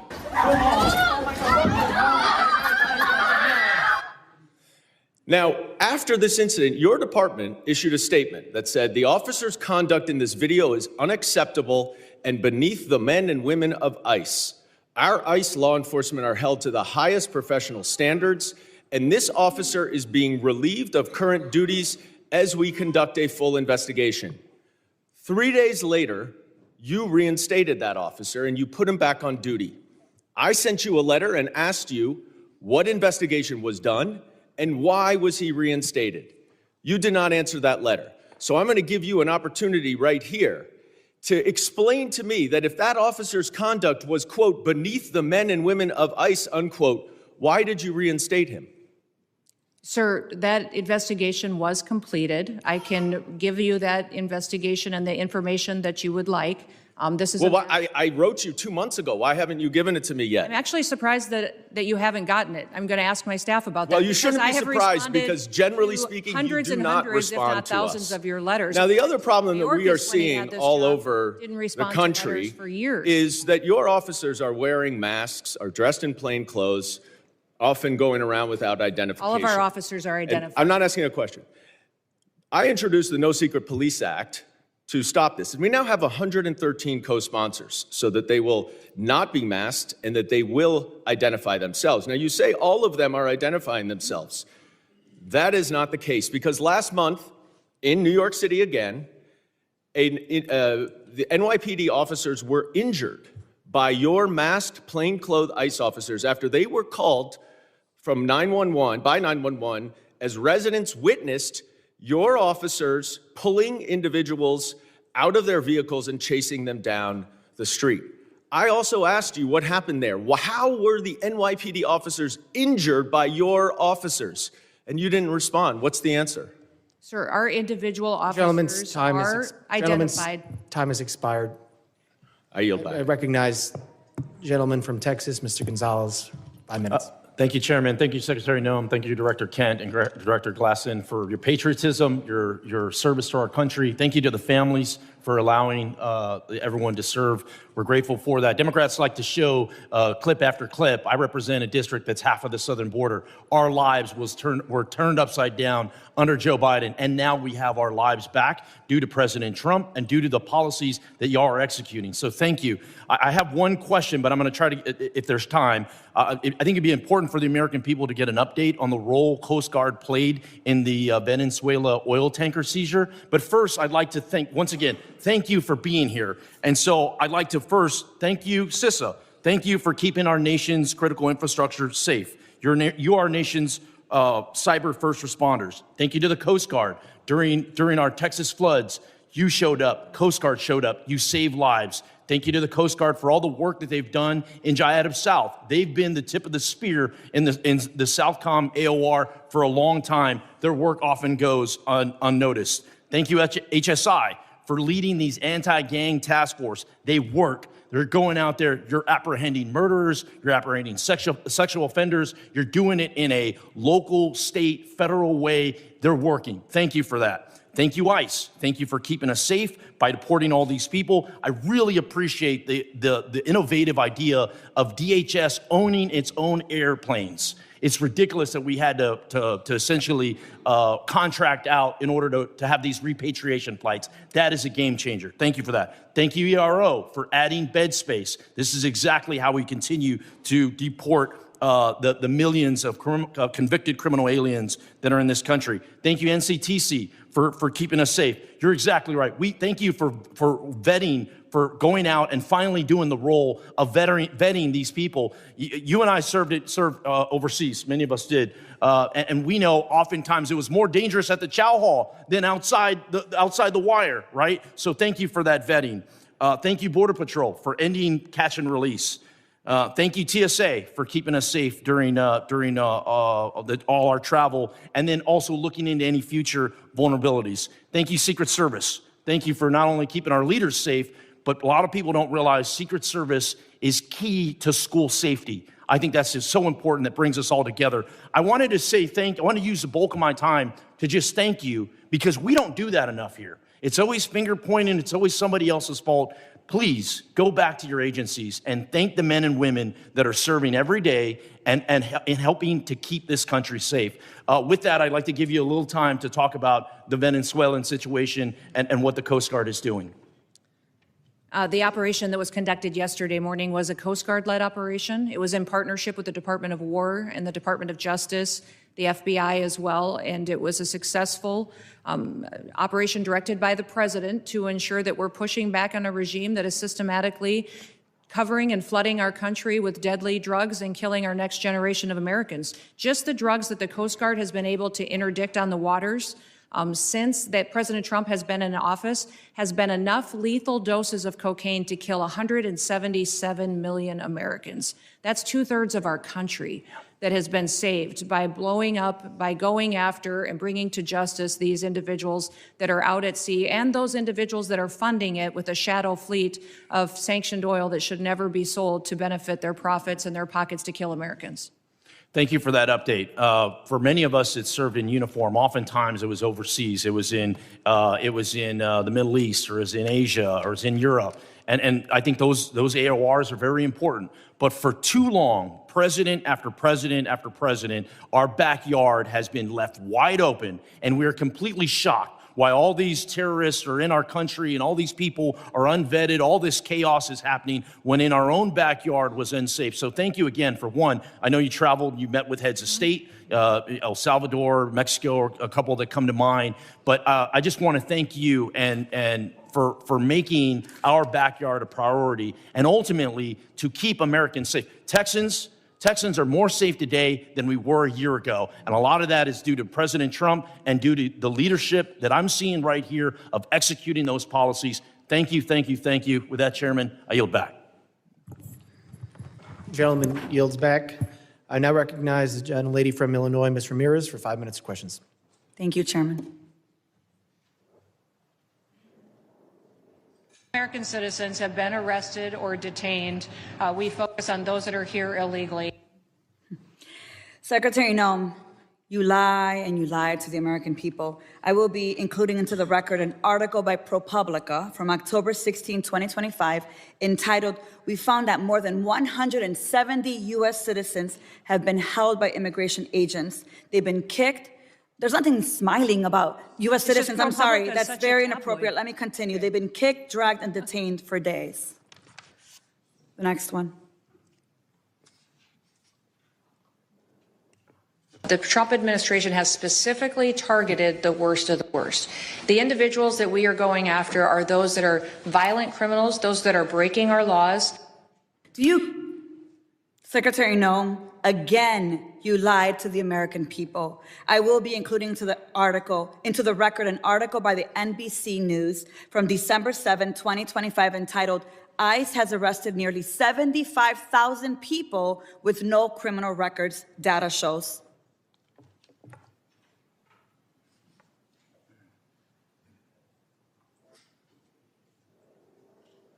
A co-equal branch of government, and it is your obligation as a member of the executive branch to honor decisions made by the highest court of the land. Yes or no, Secretary? We are Yes. abiding by all federal judges' orders. Absolutely. The Justice Department said that when the administration was ordered back in March to stop sending detained migrants to a mega prison in El Salvador, you personally made the final call to continue the flights anyway. Is that correct? And the decisions that are made on deportations, where flights go and when they go, are my decision at the Department of Homeland Security. And we'll continue to do the right thing, continue to work and protect Americans, no matter what radical judge comes out and tries to stop us. We'll do. You lied on the record, and you lied to members of this committee. You violated court orders by not turning around deportation flights bound for El Salvador, where we know that hundreds of people under your leadership have reported that they were raped, they were beaten, and they nearly died. And your agents used chemical weapons in Chicago despite court orders from District Court Judge Ellis forbidding their use. Secretary Noem, you, Gregory Bovino, and your ICBP and DHS deputized agents have waged an unaccountable, unlawful, unconstitutional war against communities across the nation. Our residents have been surveilled, they've been threatened, they've been tear gassed, they've been hit with pepper balls, they've been shot, they've been subjected to warrantless arrest and precision immobilization maneuvers, they've been kidnapped and disappeared under your leadership. So we have a lot to talk about. But you and your department continue to reject congressional oversight. And you know how I know this? I know this because I've requested a meeting with ICE Field Office Director Russell Hutt. I requested a meeting with Field Office Director Samuel Olson. And when you came to Chicago on October 3rd, I publicly and formally requested a meeting with you. So I'm going to be including a letter I sent on October 3rd requesting a meeting with Secretary Noem. So, Secretary Noem, I want to ask you again. Will you commit to meet with me, yes or no? Yes, absolutely. Thank you. Thank you. So we have a lot to talk about, and actually my scheduler has a couple dates that I'll get to you after this meeting. I appreciate that. So look, I want to be very clear. You have misused resources appropriated by Congress. You've engaged in unethical behavior. You have repeatedly made false and misleading statements to Congress and to the press, and you've undermined the separation of powers and disregarded the role of Congress and the courts. Bottom line, you lie with impunity, you reject checks and balances, and you ignore Congress and the courts. Your options are limited. Either you're going to resign, Trump's going to fire you, or you will be impeached. I've already called for your resignation. You may remember I hand-delivered my request to you back in May, and I urge you to reconsider resignation because I've taken the first step towards your impeachment, and I've called on the Judiciary Committee to open an investigation into your lawlessness. Mr. Chairman, I know that at the end we'll be entering a number of articles into consent, but since I have a few moments, I ask unanimous consent to enter into the record a letter calling the Judiciary Committee to investigate Secretary Noem's impeachable offenses. Whatever you choose, the American people will have justice, Secretary, and you will be held accountable. I'm going to make sure of that every single day. With that, Mr. Chair, I yield back. Gentlelady yields back. I now recognize the gentleman from Texas, Mr. Luttrell, for 5 minutes of questions. Thank you, Mr. Chairman, Madam Secretary. It's good to see you, and thank you again for coming to Texas after the Kerrville floods. Your team was amazing. Their interaction with the leadership in our state, up and down the chain of command, was outstanding. Not something I read about, I saw it. So I'm speaking from the truth. So let's talk about worldwide threats, if you don't mind. This may go back and forth to Mr. Glasheen and Mr. Kent. My questions, first and foremost, is the nefarious actors globally, they're kind of everywhere. And as we try to protect the motherland, in the cyberspace, air, sea, and land, something's come to my attention in the committee hearing we had earlier, undersea cabling. And I don't know if you're a subject matter expert on this. I really wasn't until this hearing. But a large amount of our information flows under the water, something that most people aren't aware of, but I can assure you that the bad actors globally probably are.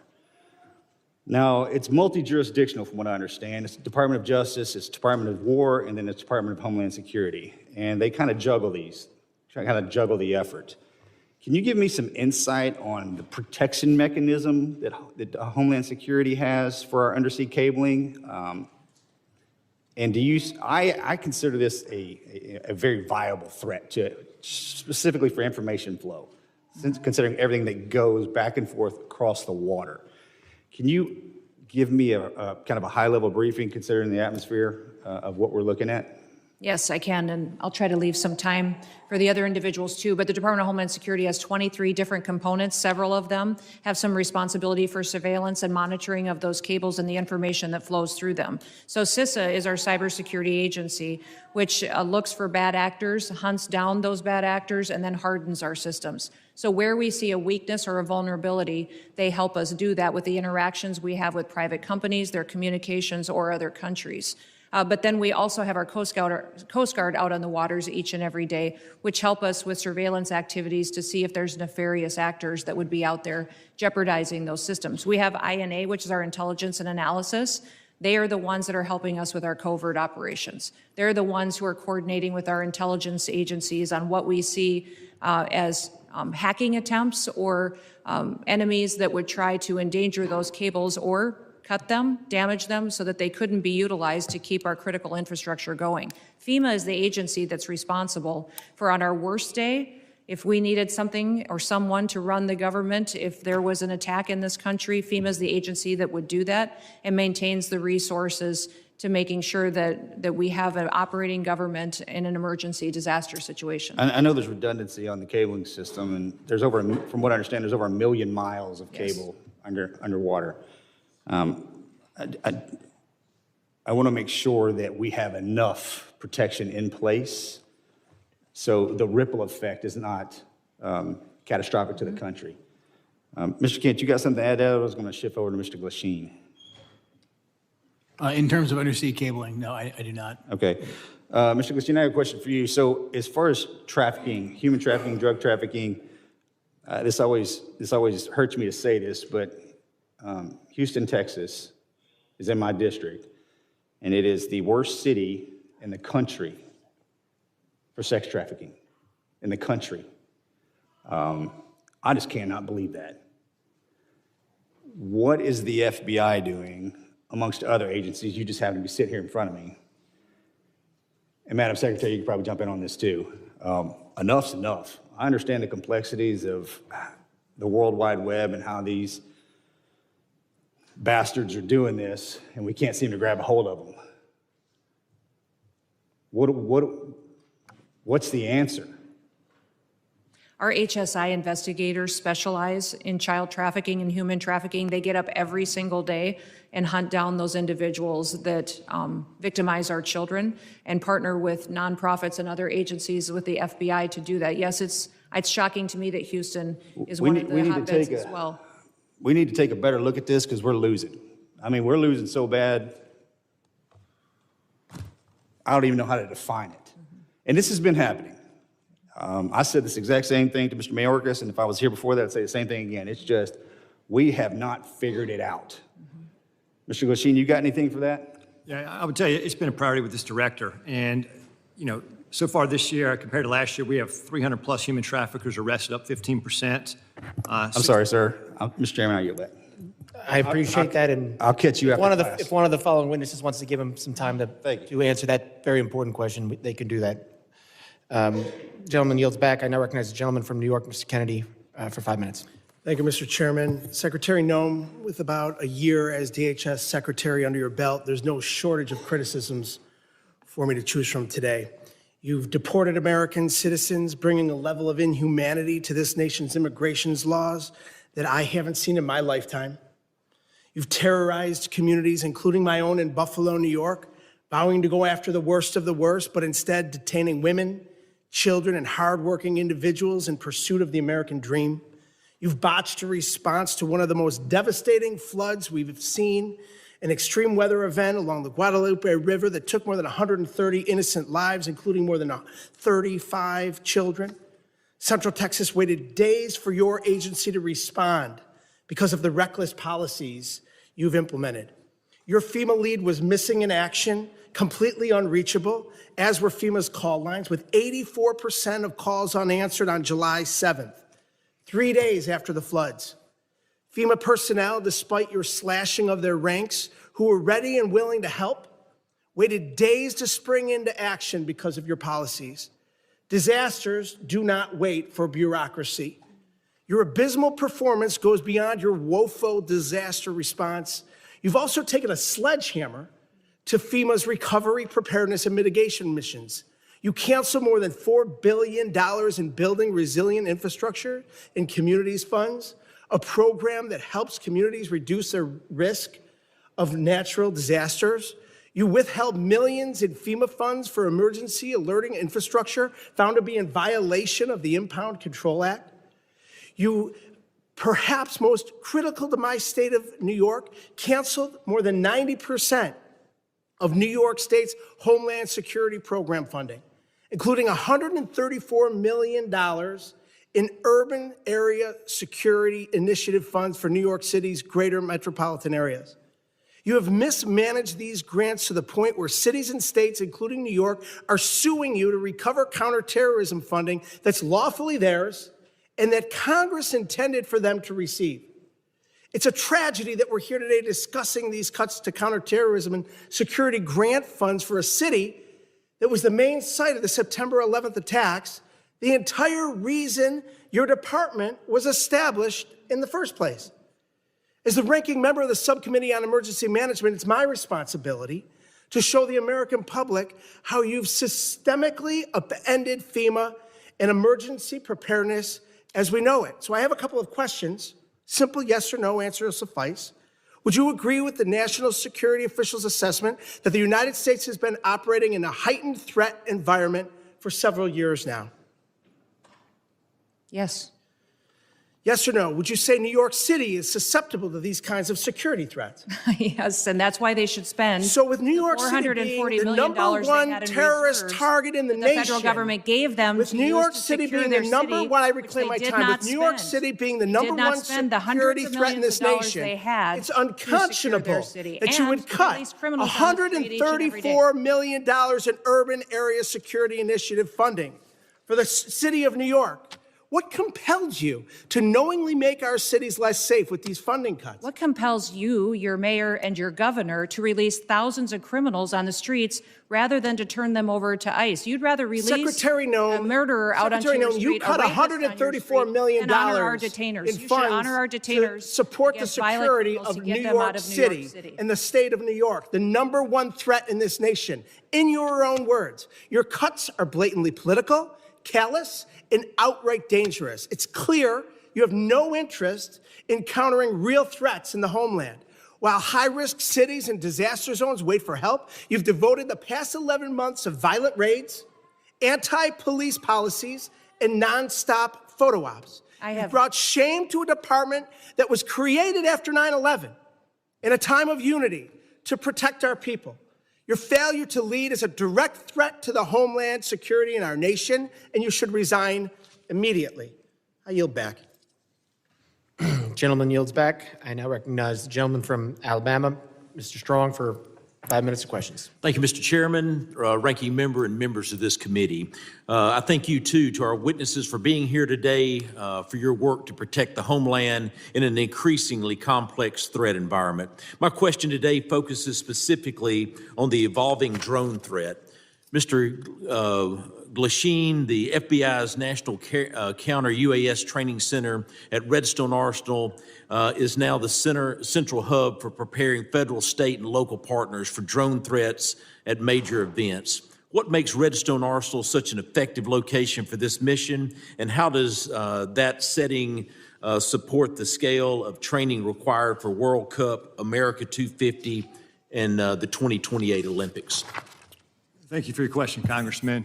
What makes Redstone a great partner for us is, one, the support that we have from Congress. Number two, the space we have there.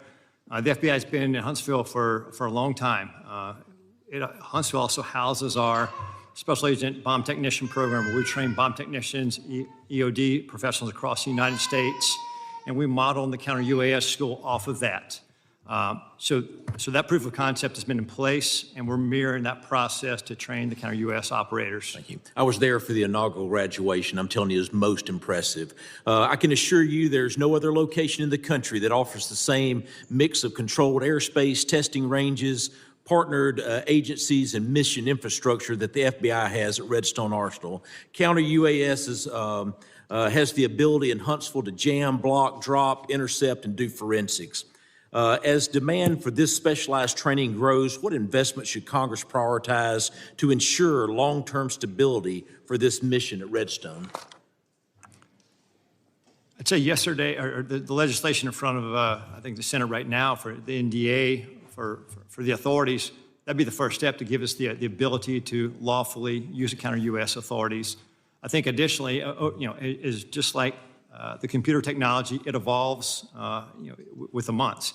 And so the counter UAS technology is going to change, so have the appropriate funding and support to stay up with that technology so we can mitigate the threats that our nation faces. Thank you. Those graduates were from all over the country, and it was most impressive. Secretary Noem, this committee has failed to thank you for your faithful service to America. The southern border is closed. Human smugglers, drug traffickers, and illegal aliens that invaded this country from more than 160 different countries are being returned to the country of their origin. Fentanyl poisonings are down more than 35%. Secretary Noem, thank you for your efforts to keep these drugs out of our country in an effort to save a generation of Americans. It's not a Republican issue. It's not a Democratic issue. It's an American issue. And I thank you. Secretary Noem, many of the most advanced counter unmanned aerial systems technologies are being tested and evaluated in North Alabama. How is DHS ensuring that those capabilities transition quickly into field use, particularly ahead of these major events? And what more can Congress do to accelerate the pipeline? No, we appreciate the authorities that are necessary for us to operate, and standing up a drone program and counter drone program is one of the top 3 priorities of the department this next year to meet the threats that we face every day. Every day, our Secret Service, our Coast Guard, our Border Patrol are seeing drones used against them. Criminals using them to surveil them, to find out law enforcement operations, and to leak them, and to put their lives in danger. So making sure that we have the ability to operate and to see far into the future and over our operations is important, but we also need the opportunity to take them down when necessary. We've seen the cartels using weaponized drones against each other. We know it's only a matter of time before we see that here on the homeland. My job is to make sure that we're prepared and that we're equipped, and to advocate to you for the authorities that we need to make that happen. Thank you. With the new counter UAS authorities expected to be enacted as part of the National Defense Authorization Act, the next challenge is execution.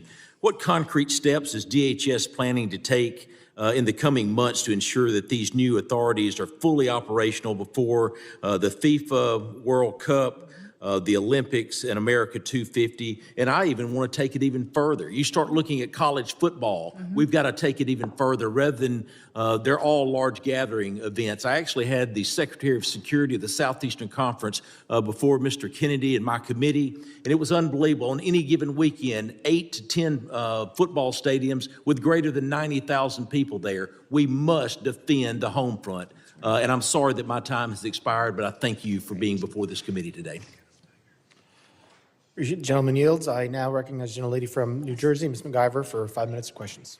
Thank you, Mr. Chairman and Ranking Member, for holding this hearing today. The greatest threat to the homeland right now is a Department of Homeland Security that the American people no longer trust, a department actively undermined by its own secretary. This is on you, Secretary Noem. Today's hearing is supposed to be about worldwide threats, but Madam Secretary, under your watch, the threat is coming from inside the building. Because when DHS, the department charged with keeping Americans safe, is caught breaking the law, lying to the American public, systematically dismantling oversight, fueling bigotry, and targeting vulnerable communities, trust is broken. Let's start with the basics. How can we trust your department with you at the helm? The American people deserve an answer, even if you've spent the past year dodging accountability like it's your full-time job. We need to talk about oversight. Oversight is not optional. It is not a courtesy because you feel like it. It is not something you entertain only when it's politically convenient to you.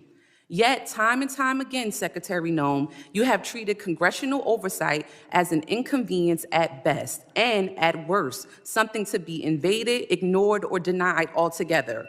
Republicans on this committee may be willing to hand over their constitutional duty in order to kiss this administration's butt cheeks, but I am not. I will never. My district is not, and the American people sure aren't. While Republicans turned this hearing into a praise fest for your failed 10-year communities across America, including mine in New Jersey, are made less safe because DHS under your leadership has become unproductive and malicious. All of the thank you that we keep hearing from across the aisle, there's no thank you from me. And we see the truth that you're trying to hide. The truth is you are deeply unqualified for the post you hold. This is on full display in the way you treat the people in this body, myself included, who have been elected to serve our communities and keep them safe. Representative Grajava, Senator Padilla, myself and others whose character, integrity, and bodies were attacked by your department without evidence and without apology. Far beyond being disrespectful, you have shown a complete disregard for the oversight authority granted to us by law. You have repeatedly shown that you will target whoever you want, whenever you want, without accountability. Members of Congress, members of our communities, and even American citizens, as many of my colleagues have continued to point out today. Secretary Noem, that's not leadership. That's not democracy. And that is not how this works. Again, this is not just about you. Don't want you to think this is just a pick on you day. This is about the Trump administration that has turned DHS into a political weapon. So I'll ask you this.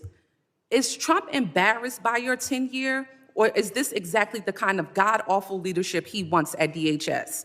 Yes or no?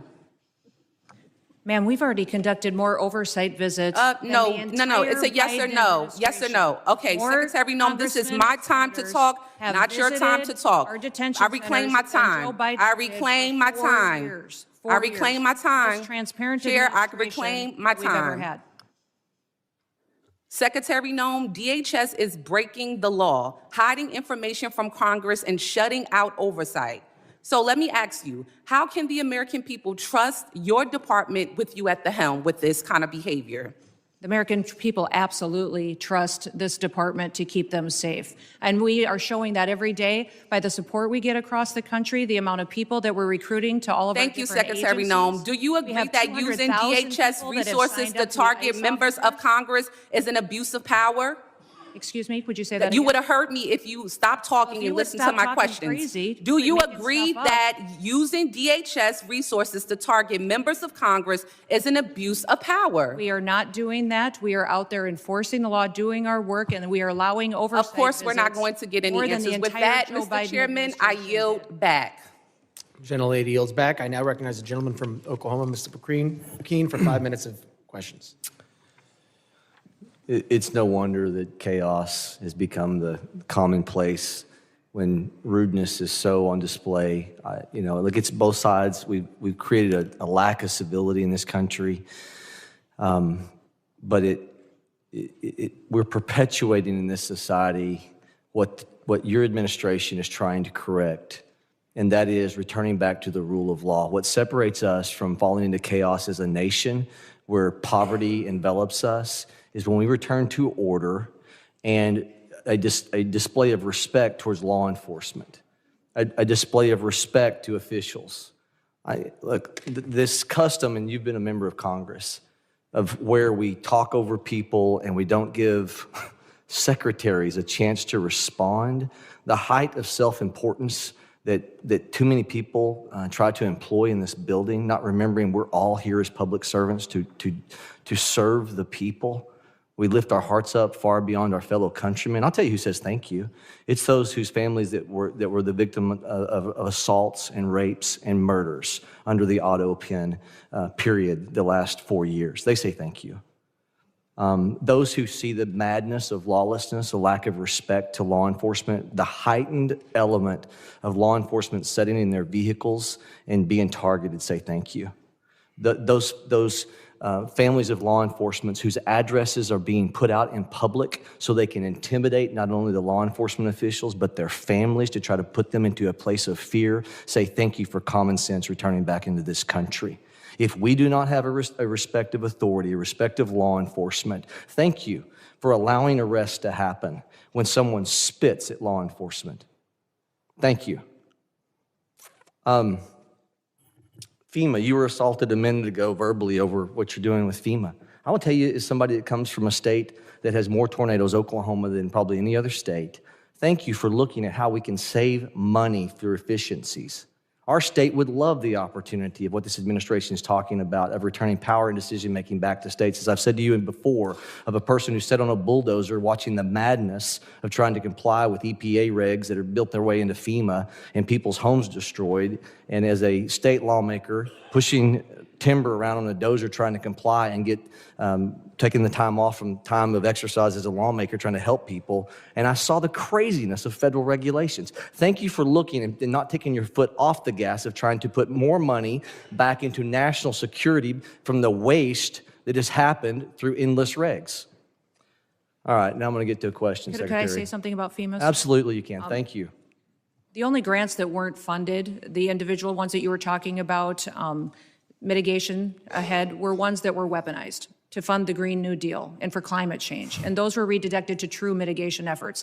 FEMA today is deploying resources 2 times faster on average than in history, which means the dollars are going out twice as fast than they ever have before. And the president, as soon as these disasters are happening, is deploying those resources to Republican and Democrat states. New Mexico, Texas, Alaska, they're all getting dollars immediately, and we're responding immediately to our people. I have to actually leave this hearing early because the FEMA Review Council is giving their report today on suggestions for changes to FEMA. Thank you for not taking your foot off the gas on that. I have to co-chair it, but I will be leaving soon to have to go do that. But those suggestions are Republicans and Democrats coming forward with how FEMA should go forward in the future based on the president's vision for making sure that states get the chance to manage it and that local emergency managers get the chance to go and help their communities in a much more efficient way. Take those monies and let's move them to true national security through waste and inefficiencies.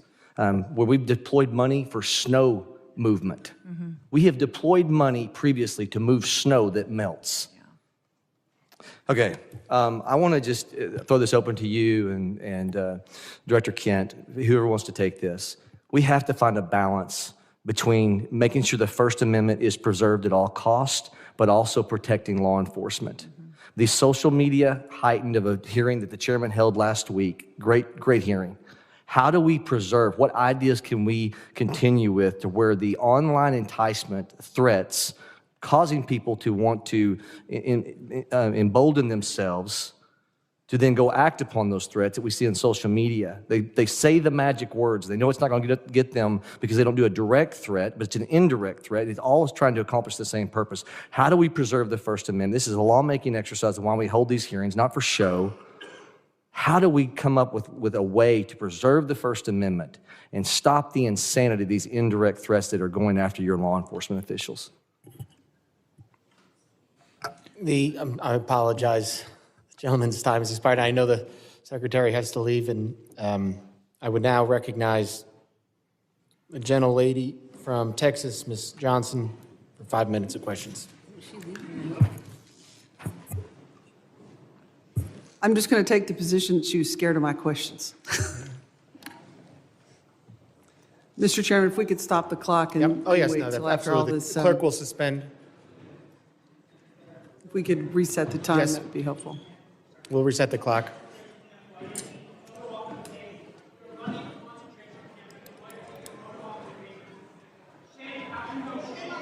Gentlelady, prepared?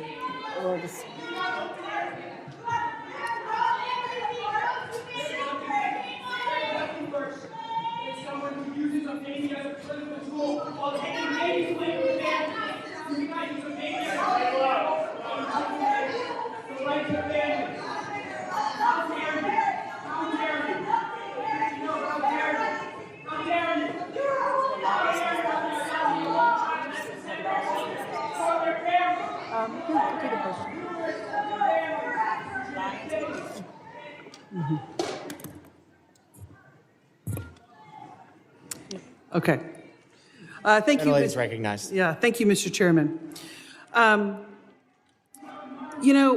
just want to respond to a lot of what Secretary Noem has just testified to. And gentlemen, I have some comments that I hope you'll take back to the Secretary and to the Department. If there's anything that is clear about what is going on in this country, is that the rhetoric and fear that is happening is at an all-time escalated high, and we're all describing different aspects of it.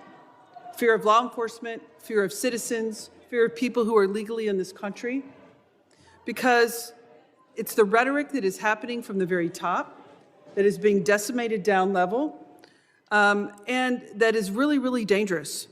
And one of the things that the Secretary said was she is restoring the rule of law.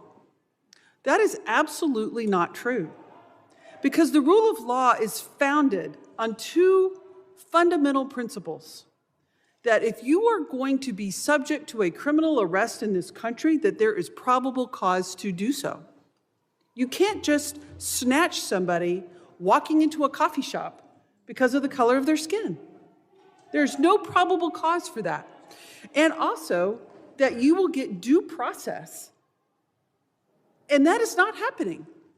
And so you're seeing is an overwhelming frustration of the American people in this country, that the lack of respect and regard for the rule of law by this administration, and in particular by this secretary, is at a level that we have never seen and violates all of the constitutional norms and all of the principles of legal fairness in this country.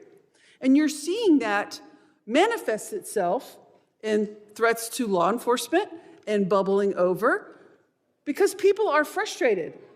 And they are channeling that frustration because the administration is not listening and is only doubling down on the rhetoric. You know, this notion that I think my colleagues highlighted, that we're only going to pursue serious threats. It's just not true. I visited an ICE facility outside of Dallas, and over 70% of them were classified as the lowest threat level, as never having a criminal record at all. But yet they were there because of the color of their skin. There was not a probable cause. They're not a threat to this country. They have no criminal history at all. I fully support, as does everyone on this committee, Homeland Security focusing on threats to our national security. We want cybersecurity. We want terroristic threats from abroad to be stopped. Absolutely.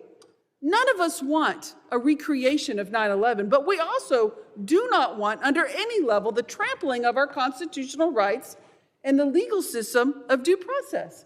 I have a poster here to highlight 3 American citizens that were arrested by ICE, who had done nothing wrong, They presented themselves as American citizens, but yet were still trampled, assault. One had broken ribs, a brain injury, an older gentleman by being knocked down to the ground after he said, "I'm an American citizen."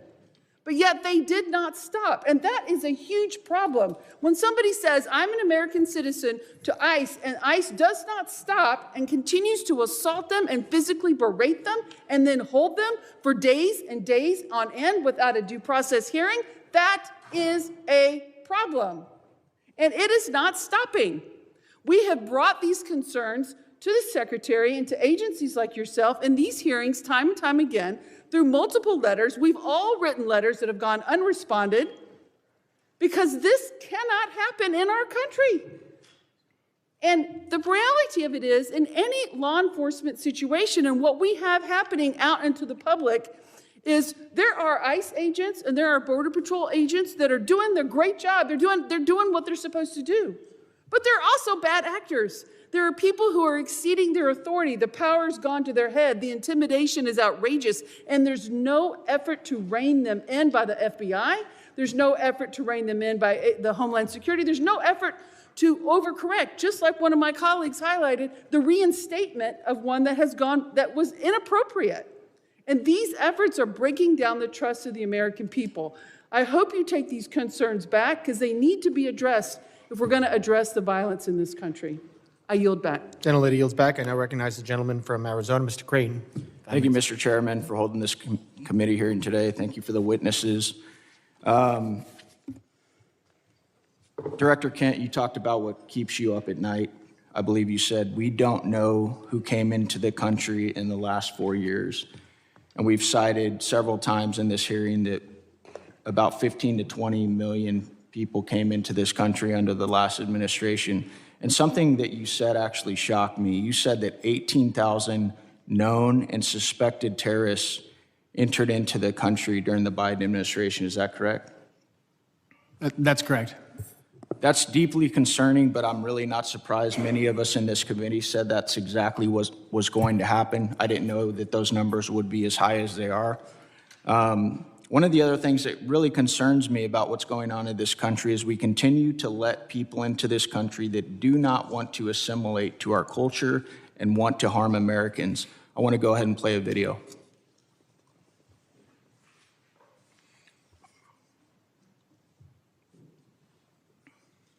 Law should be above the U.S. Constitution. Yes. Should Sharia law be over the U.S. Constitution? Yes. U.S. Constitution, which is made by people, and the Sharia law is made by Allah. So that is all the way above. That has to be definitely in the land, not for the America, for the whole world would be above. So that should be above the U.S. Constitution? Yes. Do you feel more comfortable living under American law, or do you feel more comfortable living under Sharia law? Sharia law. I'm a Muslim. I prefer Sharia law. Sharia law, yes. You prefer Sharia law over American law? Of course, yeah. They always can come with the same accusations. This speaker supports death penalty for homosexuals. This speaker supports death penalty for this crime or that he is homophobic. These are general views that every Muslim actually has. Every Muslim believes in these things. If the law of the land is Islamic, we will respect the law of the land. What if it's not Islamic? If it's not Islamic, then the law of the land and those who make it can go to hell, quite honestly, because Allah said in the Quran, in chapter 33, verse 1, He said, O Prophet, fear Allah and do not obey the disbelievers and the hypocrites. You know why they're worried about the border? Watch this clip here that Vinny just sent with Al-Qaeda.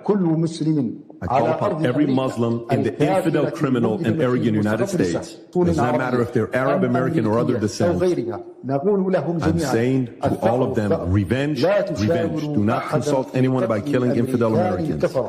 You should have a lot of determination and a list of your targets should be effective. Director Kent, what do you think when you see a video like that? I think we didn't have control of our borders, and we don't know who's come into our country. However, we have had around 2.7 million individuals from Muslim countries and Muslim regions who came in under the Biden administration, who went through minimal to no vetting whatsoever, who probably share values like the folks that you saw on the screen. Director Kent, are you aware that when we invite people into this country and they become citizens, they swear an oath to defend and support the Constitution and the laws of the United States of America and against all enemies, foreign and domestic? Yes. What do you believe the long-term consequences will be if the United States continues admitting individuals who either openly reject assimilation into American civic culture or who falsely swear an oath to uphold the Constitution despite having no intention of honoring it? We simply won't have a country anymore as we know it. I think we can look to Europe and to the UK to see exactly where this leads. I agree 100%. Director Kent, are you aware of some of the differences between U.S. Constitution and common law interpretations of the Sharia law? I am broadly, yeah. What are the differences in your opinion, and I know you're not a doctorate on this subject, but between the First Amendment, which guarantees freedom of speech and the press, including the right to criticize religions, religious texts, and public figures without government punishment? Yeah, the freedom of speech, I think, is huge because you don't have that under Sharia law, and you also don't have the assumption of innocence under Sharia law as we do.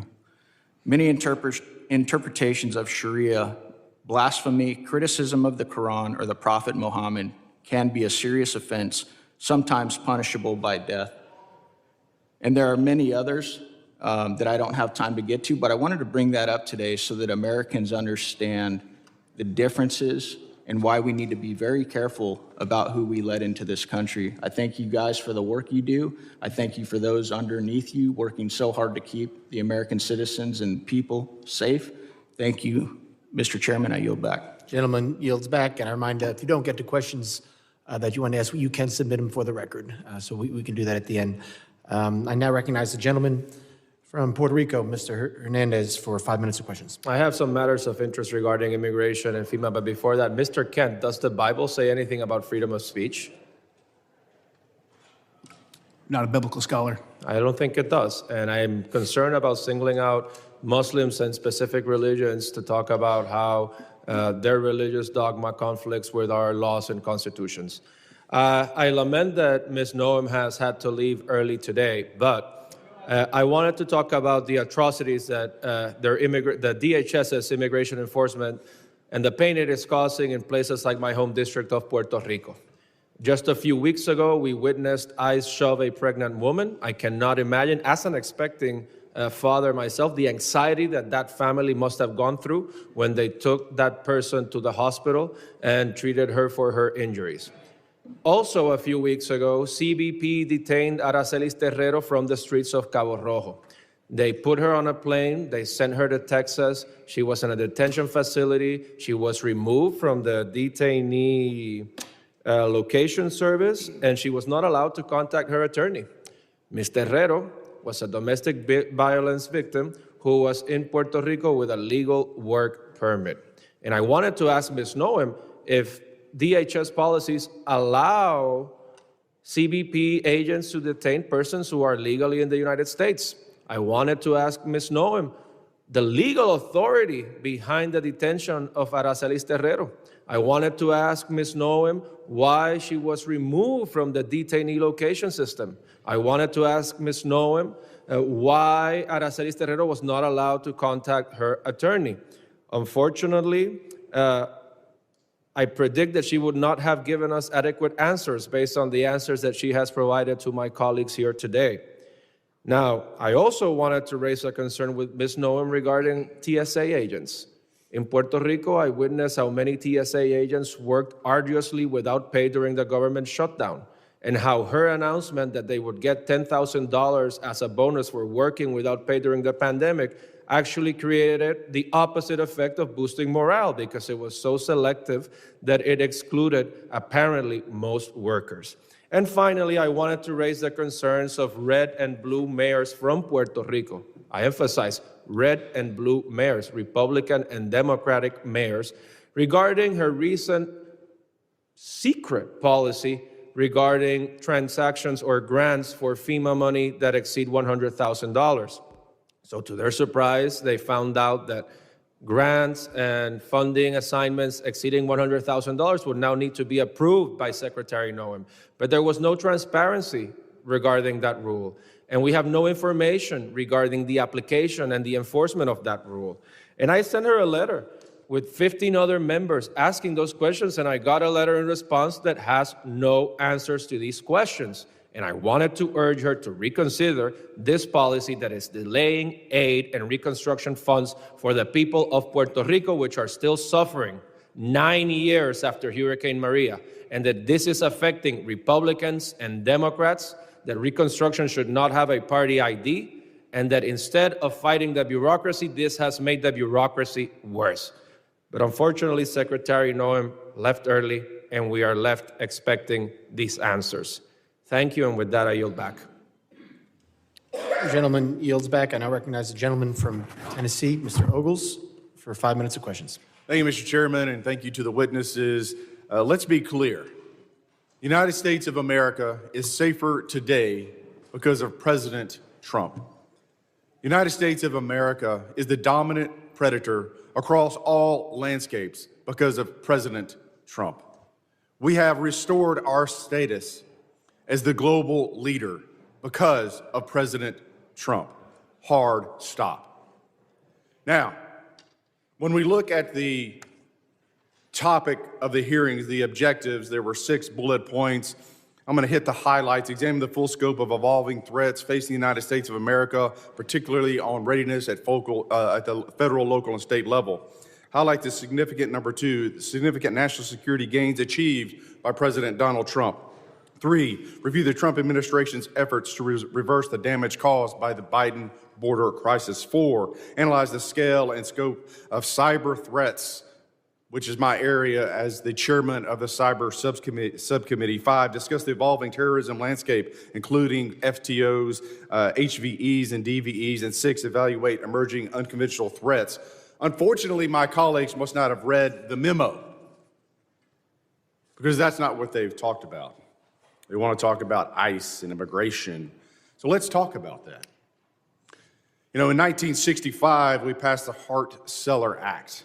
Since that time, we've seen chain migration on a scale that, quite frankly, I'm not sure even the progressive liberal authors of that bill could have possibly imagined. In that amount of time, we've seen 60 million migrants come into this country, most of which, 90%, from third world countries. There are roughly 300,000 Afghans in America, 200,000 of which came under Biden. Approximately 45% of Afghans are on U.S. food stamps. Afghans under the Biden administration have an unemployment rate double that of Americans. 68% of Afghans are on Medicaid. Let's go overseas. And so if that sounds like political rhetoric, let's look at the facts. Paris, 48% of crimes committed by foreigners, most of which were Muslim. Overall crime has surged since the Islamic migrant influx. That is from the French Interior Ministry.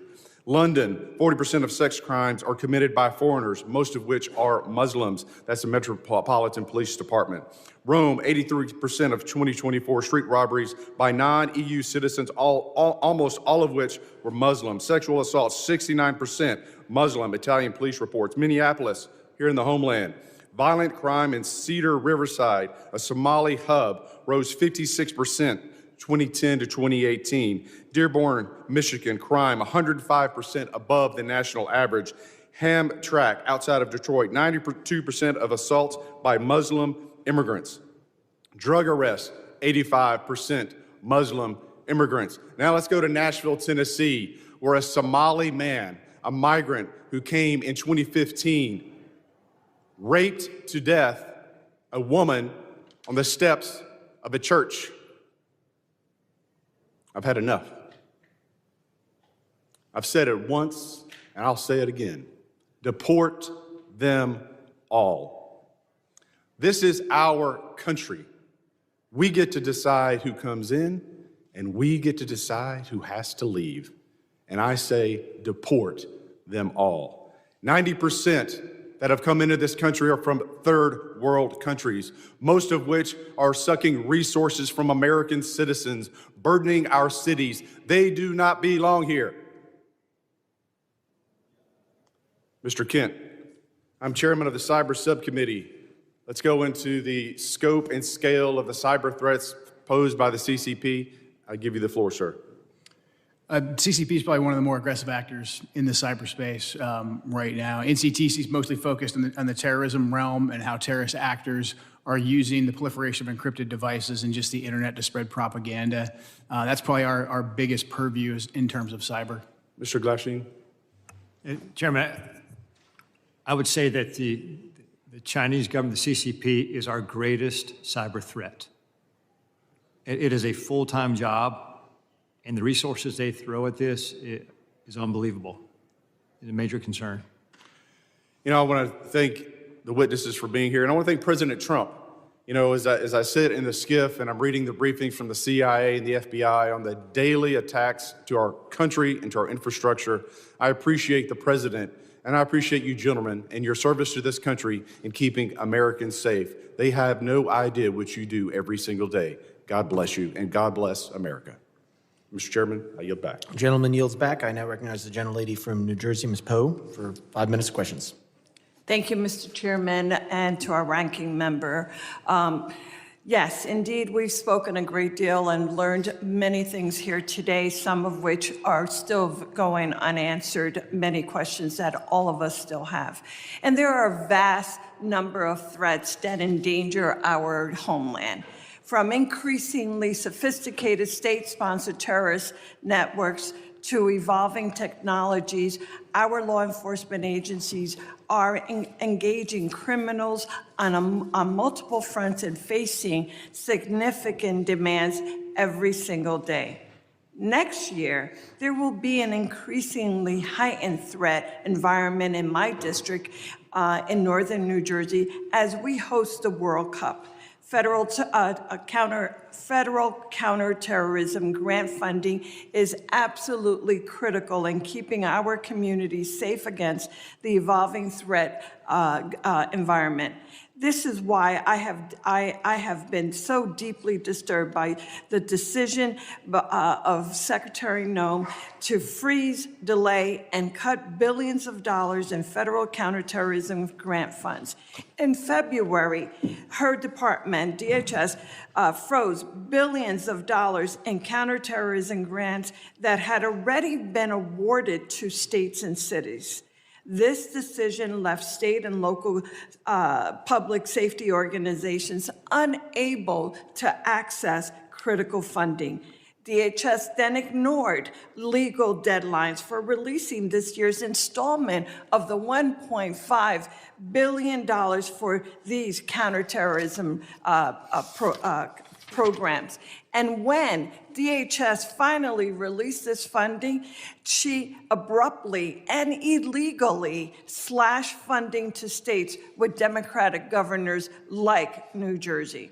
States and localities have sued in federal court for funding owed by the federal government that was appropriated for them by Congress.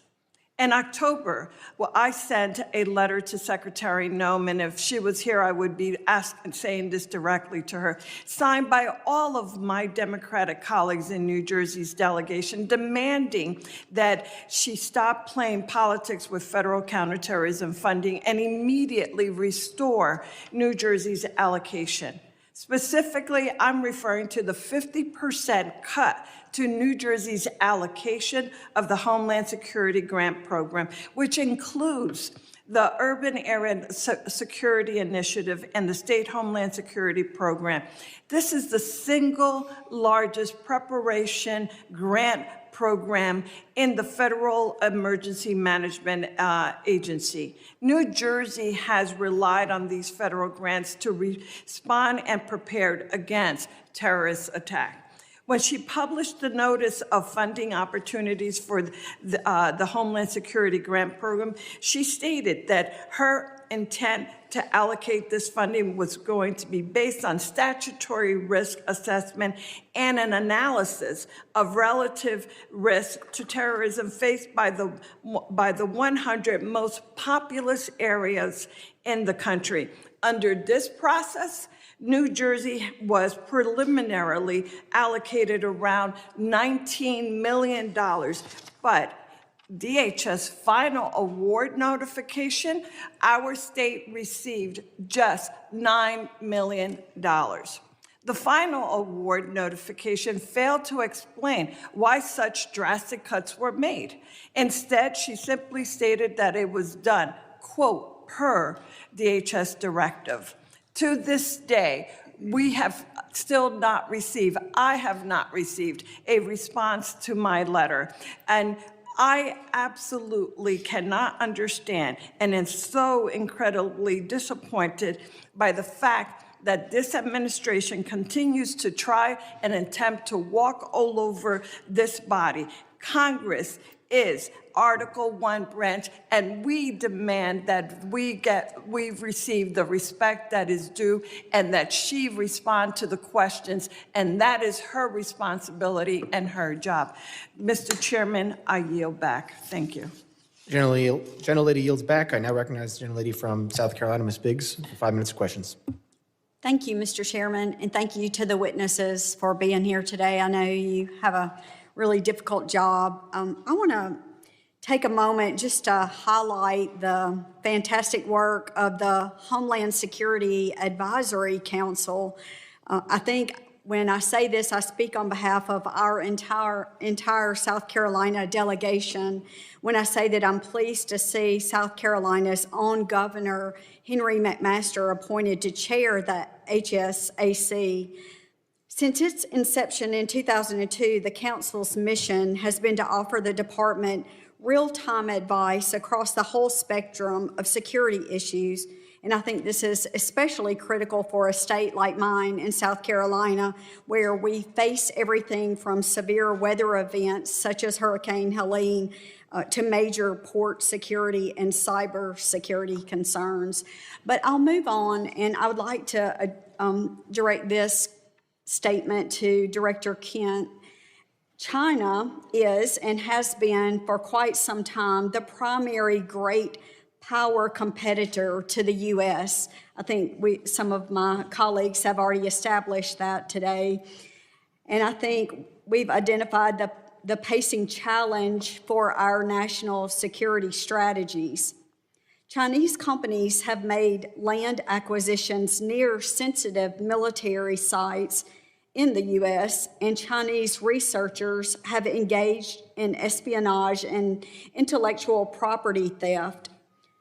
Chinese national encounters at our northern and southern borders surged in fiscal year 24, and China remains the primary supplier of precursor chemicals contributing to American overdose deaths. So my question, Director, is to what extent do you see a nexus between China's destabilizing activities and the terror threat landscape in the United States? Thank you for that question, and that's a very important topic, especially in terms of fentanyl and the precursors the Chinese Communist Party provides.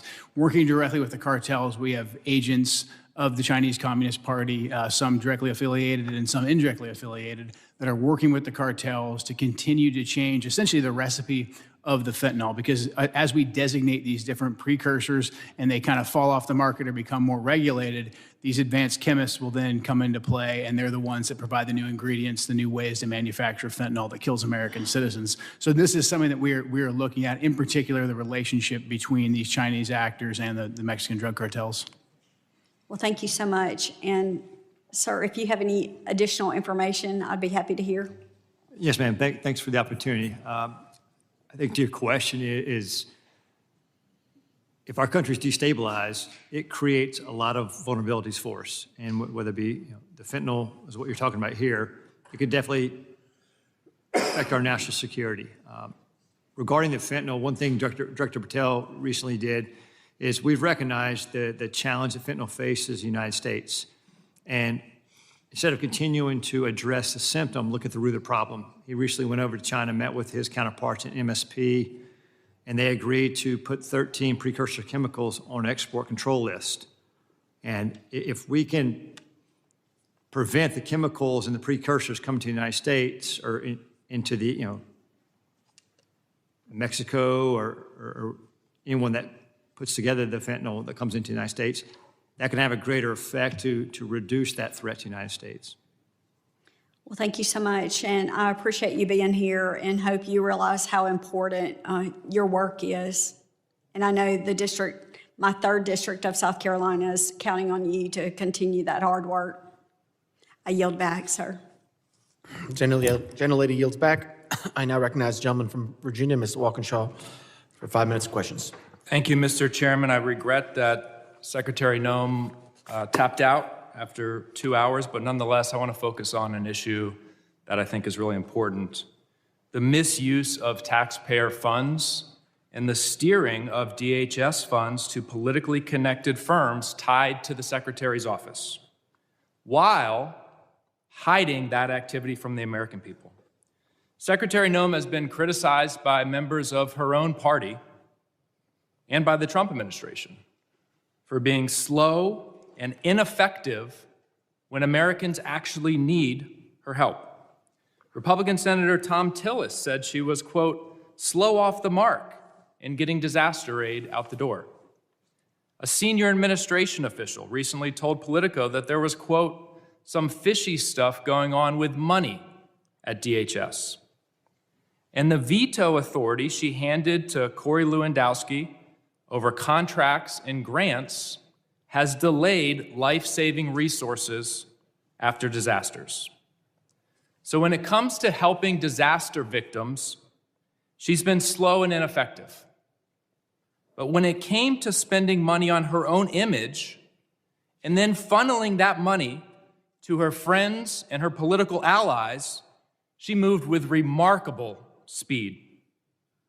According to reporting by ProPublica, DHS obligated $220 million for an advertising campaign featuring her in staged, phony border imagery and featuring pictures of President Trump's private properties. That money, that taxpayer money, was routed through a newly created and secretive Delaware shell company. It was then secretly funneled from that shell company to a firm with direct political and personal ties to her office and her political operation. That firm is called the Strategy Group.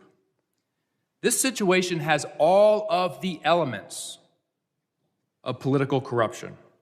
First, she invoked emergency authority to bypass competitive bidding.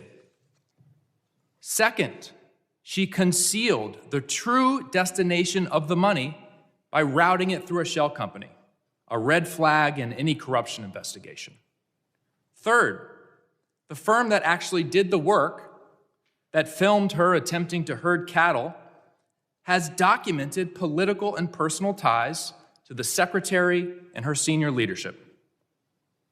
Fourth, her directive requiring personal approval of all contracts over $100,000 concentrated power in the hands of the very people tied to the firm that secretly received the work, her and Mr. Lewandowski. At the exact time this contract was executed, DHS was diverting investigators and resources away from child exploitation, away from child trafficking, away from illegal gun smuggling, yet somehow she found nearly $250 million to promote herself, and the money flowed to her political allies. A federal contracting law expert quoted in ProPublica summarized it plainly. It's corrupt is the word.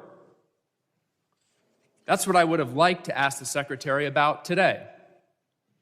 I would have asked if she personally approved the money that flowed to her political and personal allies. I would have asked if whether when she was governor of South Dakota in 2023 and the same firm got $8.5 million of taxpayer money, whether she steered the money to them. Because an official in her administration said she did. That's what I would have asked her. But she had to leave early. Mr. Glasheen, are you familiar with the Proud Boys? I'm familiar with the name, yeah, Proud Boys. Okay. Does the FBI still designate the Proud Boys as an extremist organization? They did in 2018 in President Trump's first term. We are in the process right now of changing our categories for domestic terrorists. So they're no longer designated as an extremist organization. The FBI designated them an extremist organization in 2018. Has that changed? I'm not aware that they did that. It's all over the media, sir. It's widely reported. Can you get back to me on that? Sure will. All right, thank you. Gentleman yields back. I now recognize gentleman from North Carolina who's not for 5 minutes of questions. Thank you, Mr. Chairman. Before I go into my line of questioning, it's worth notice that the previous administration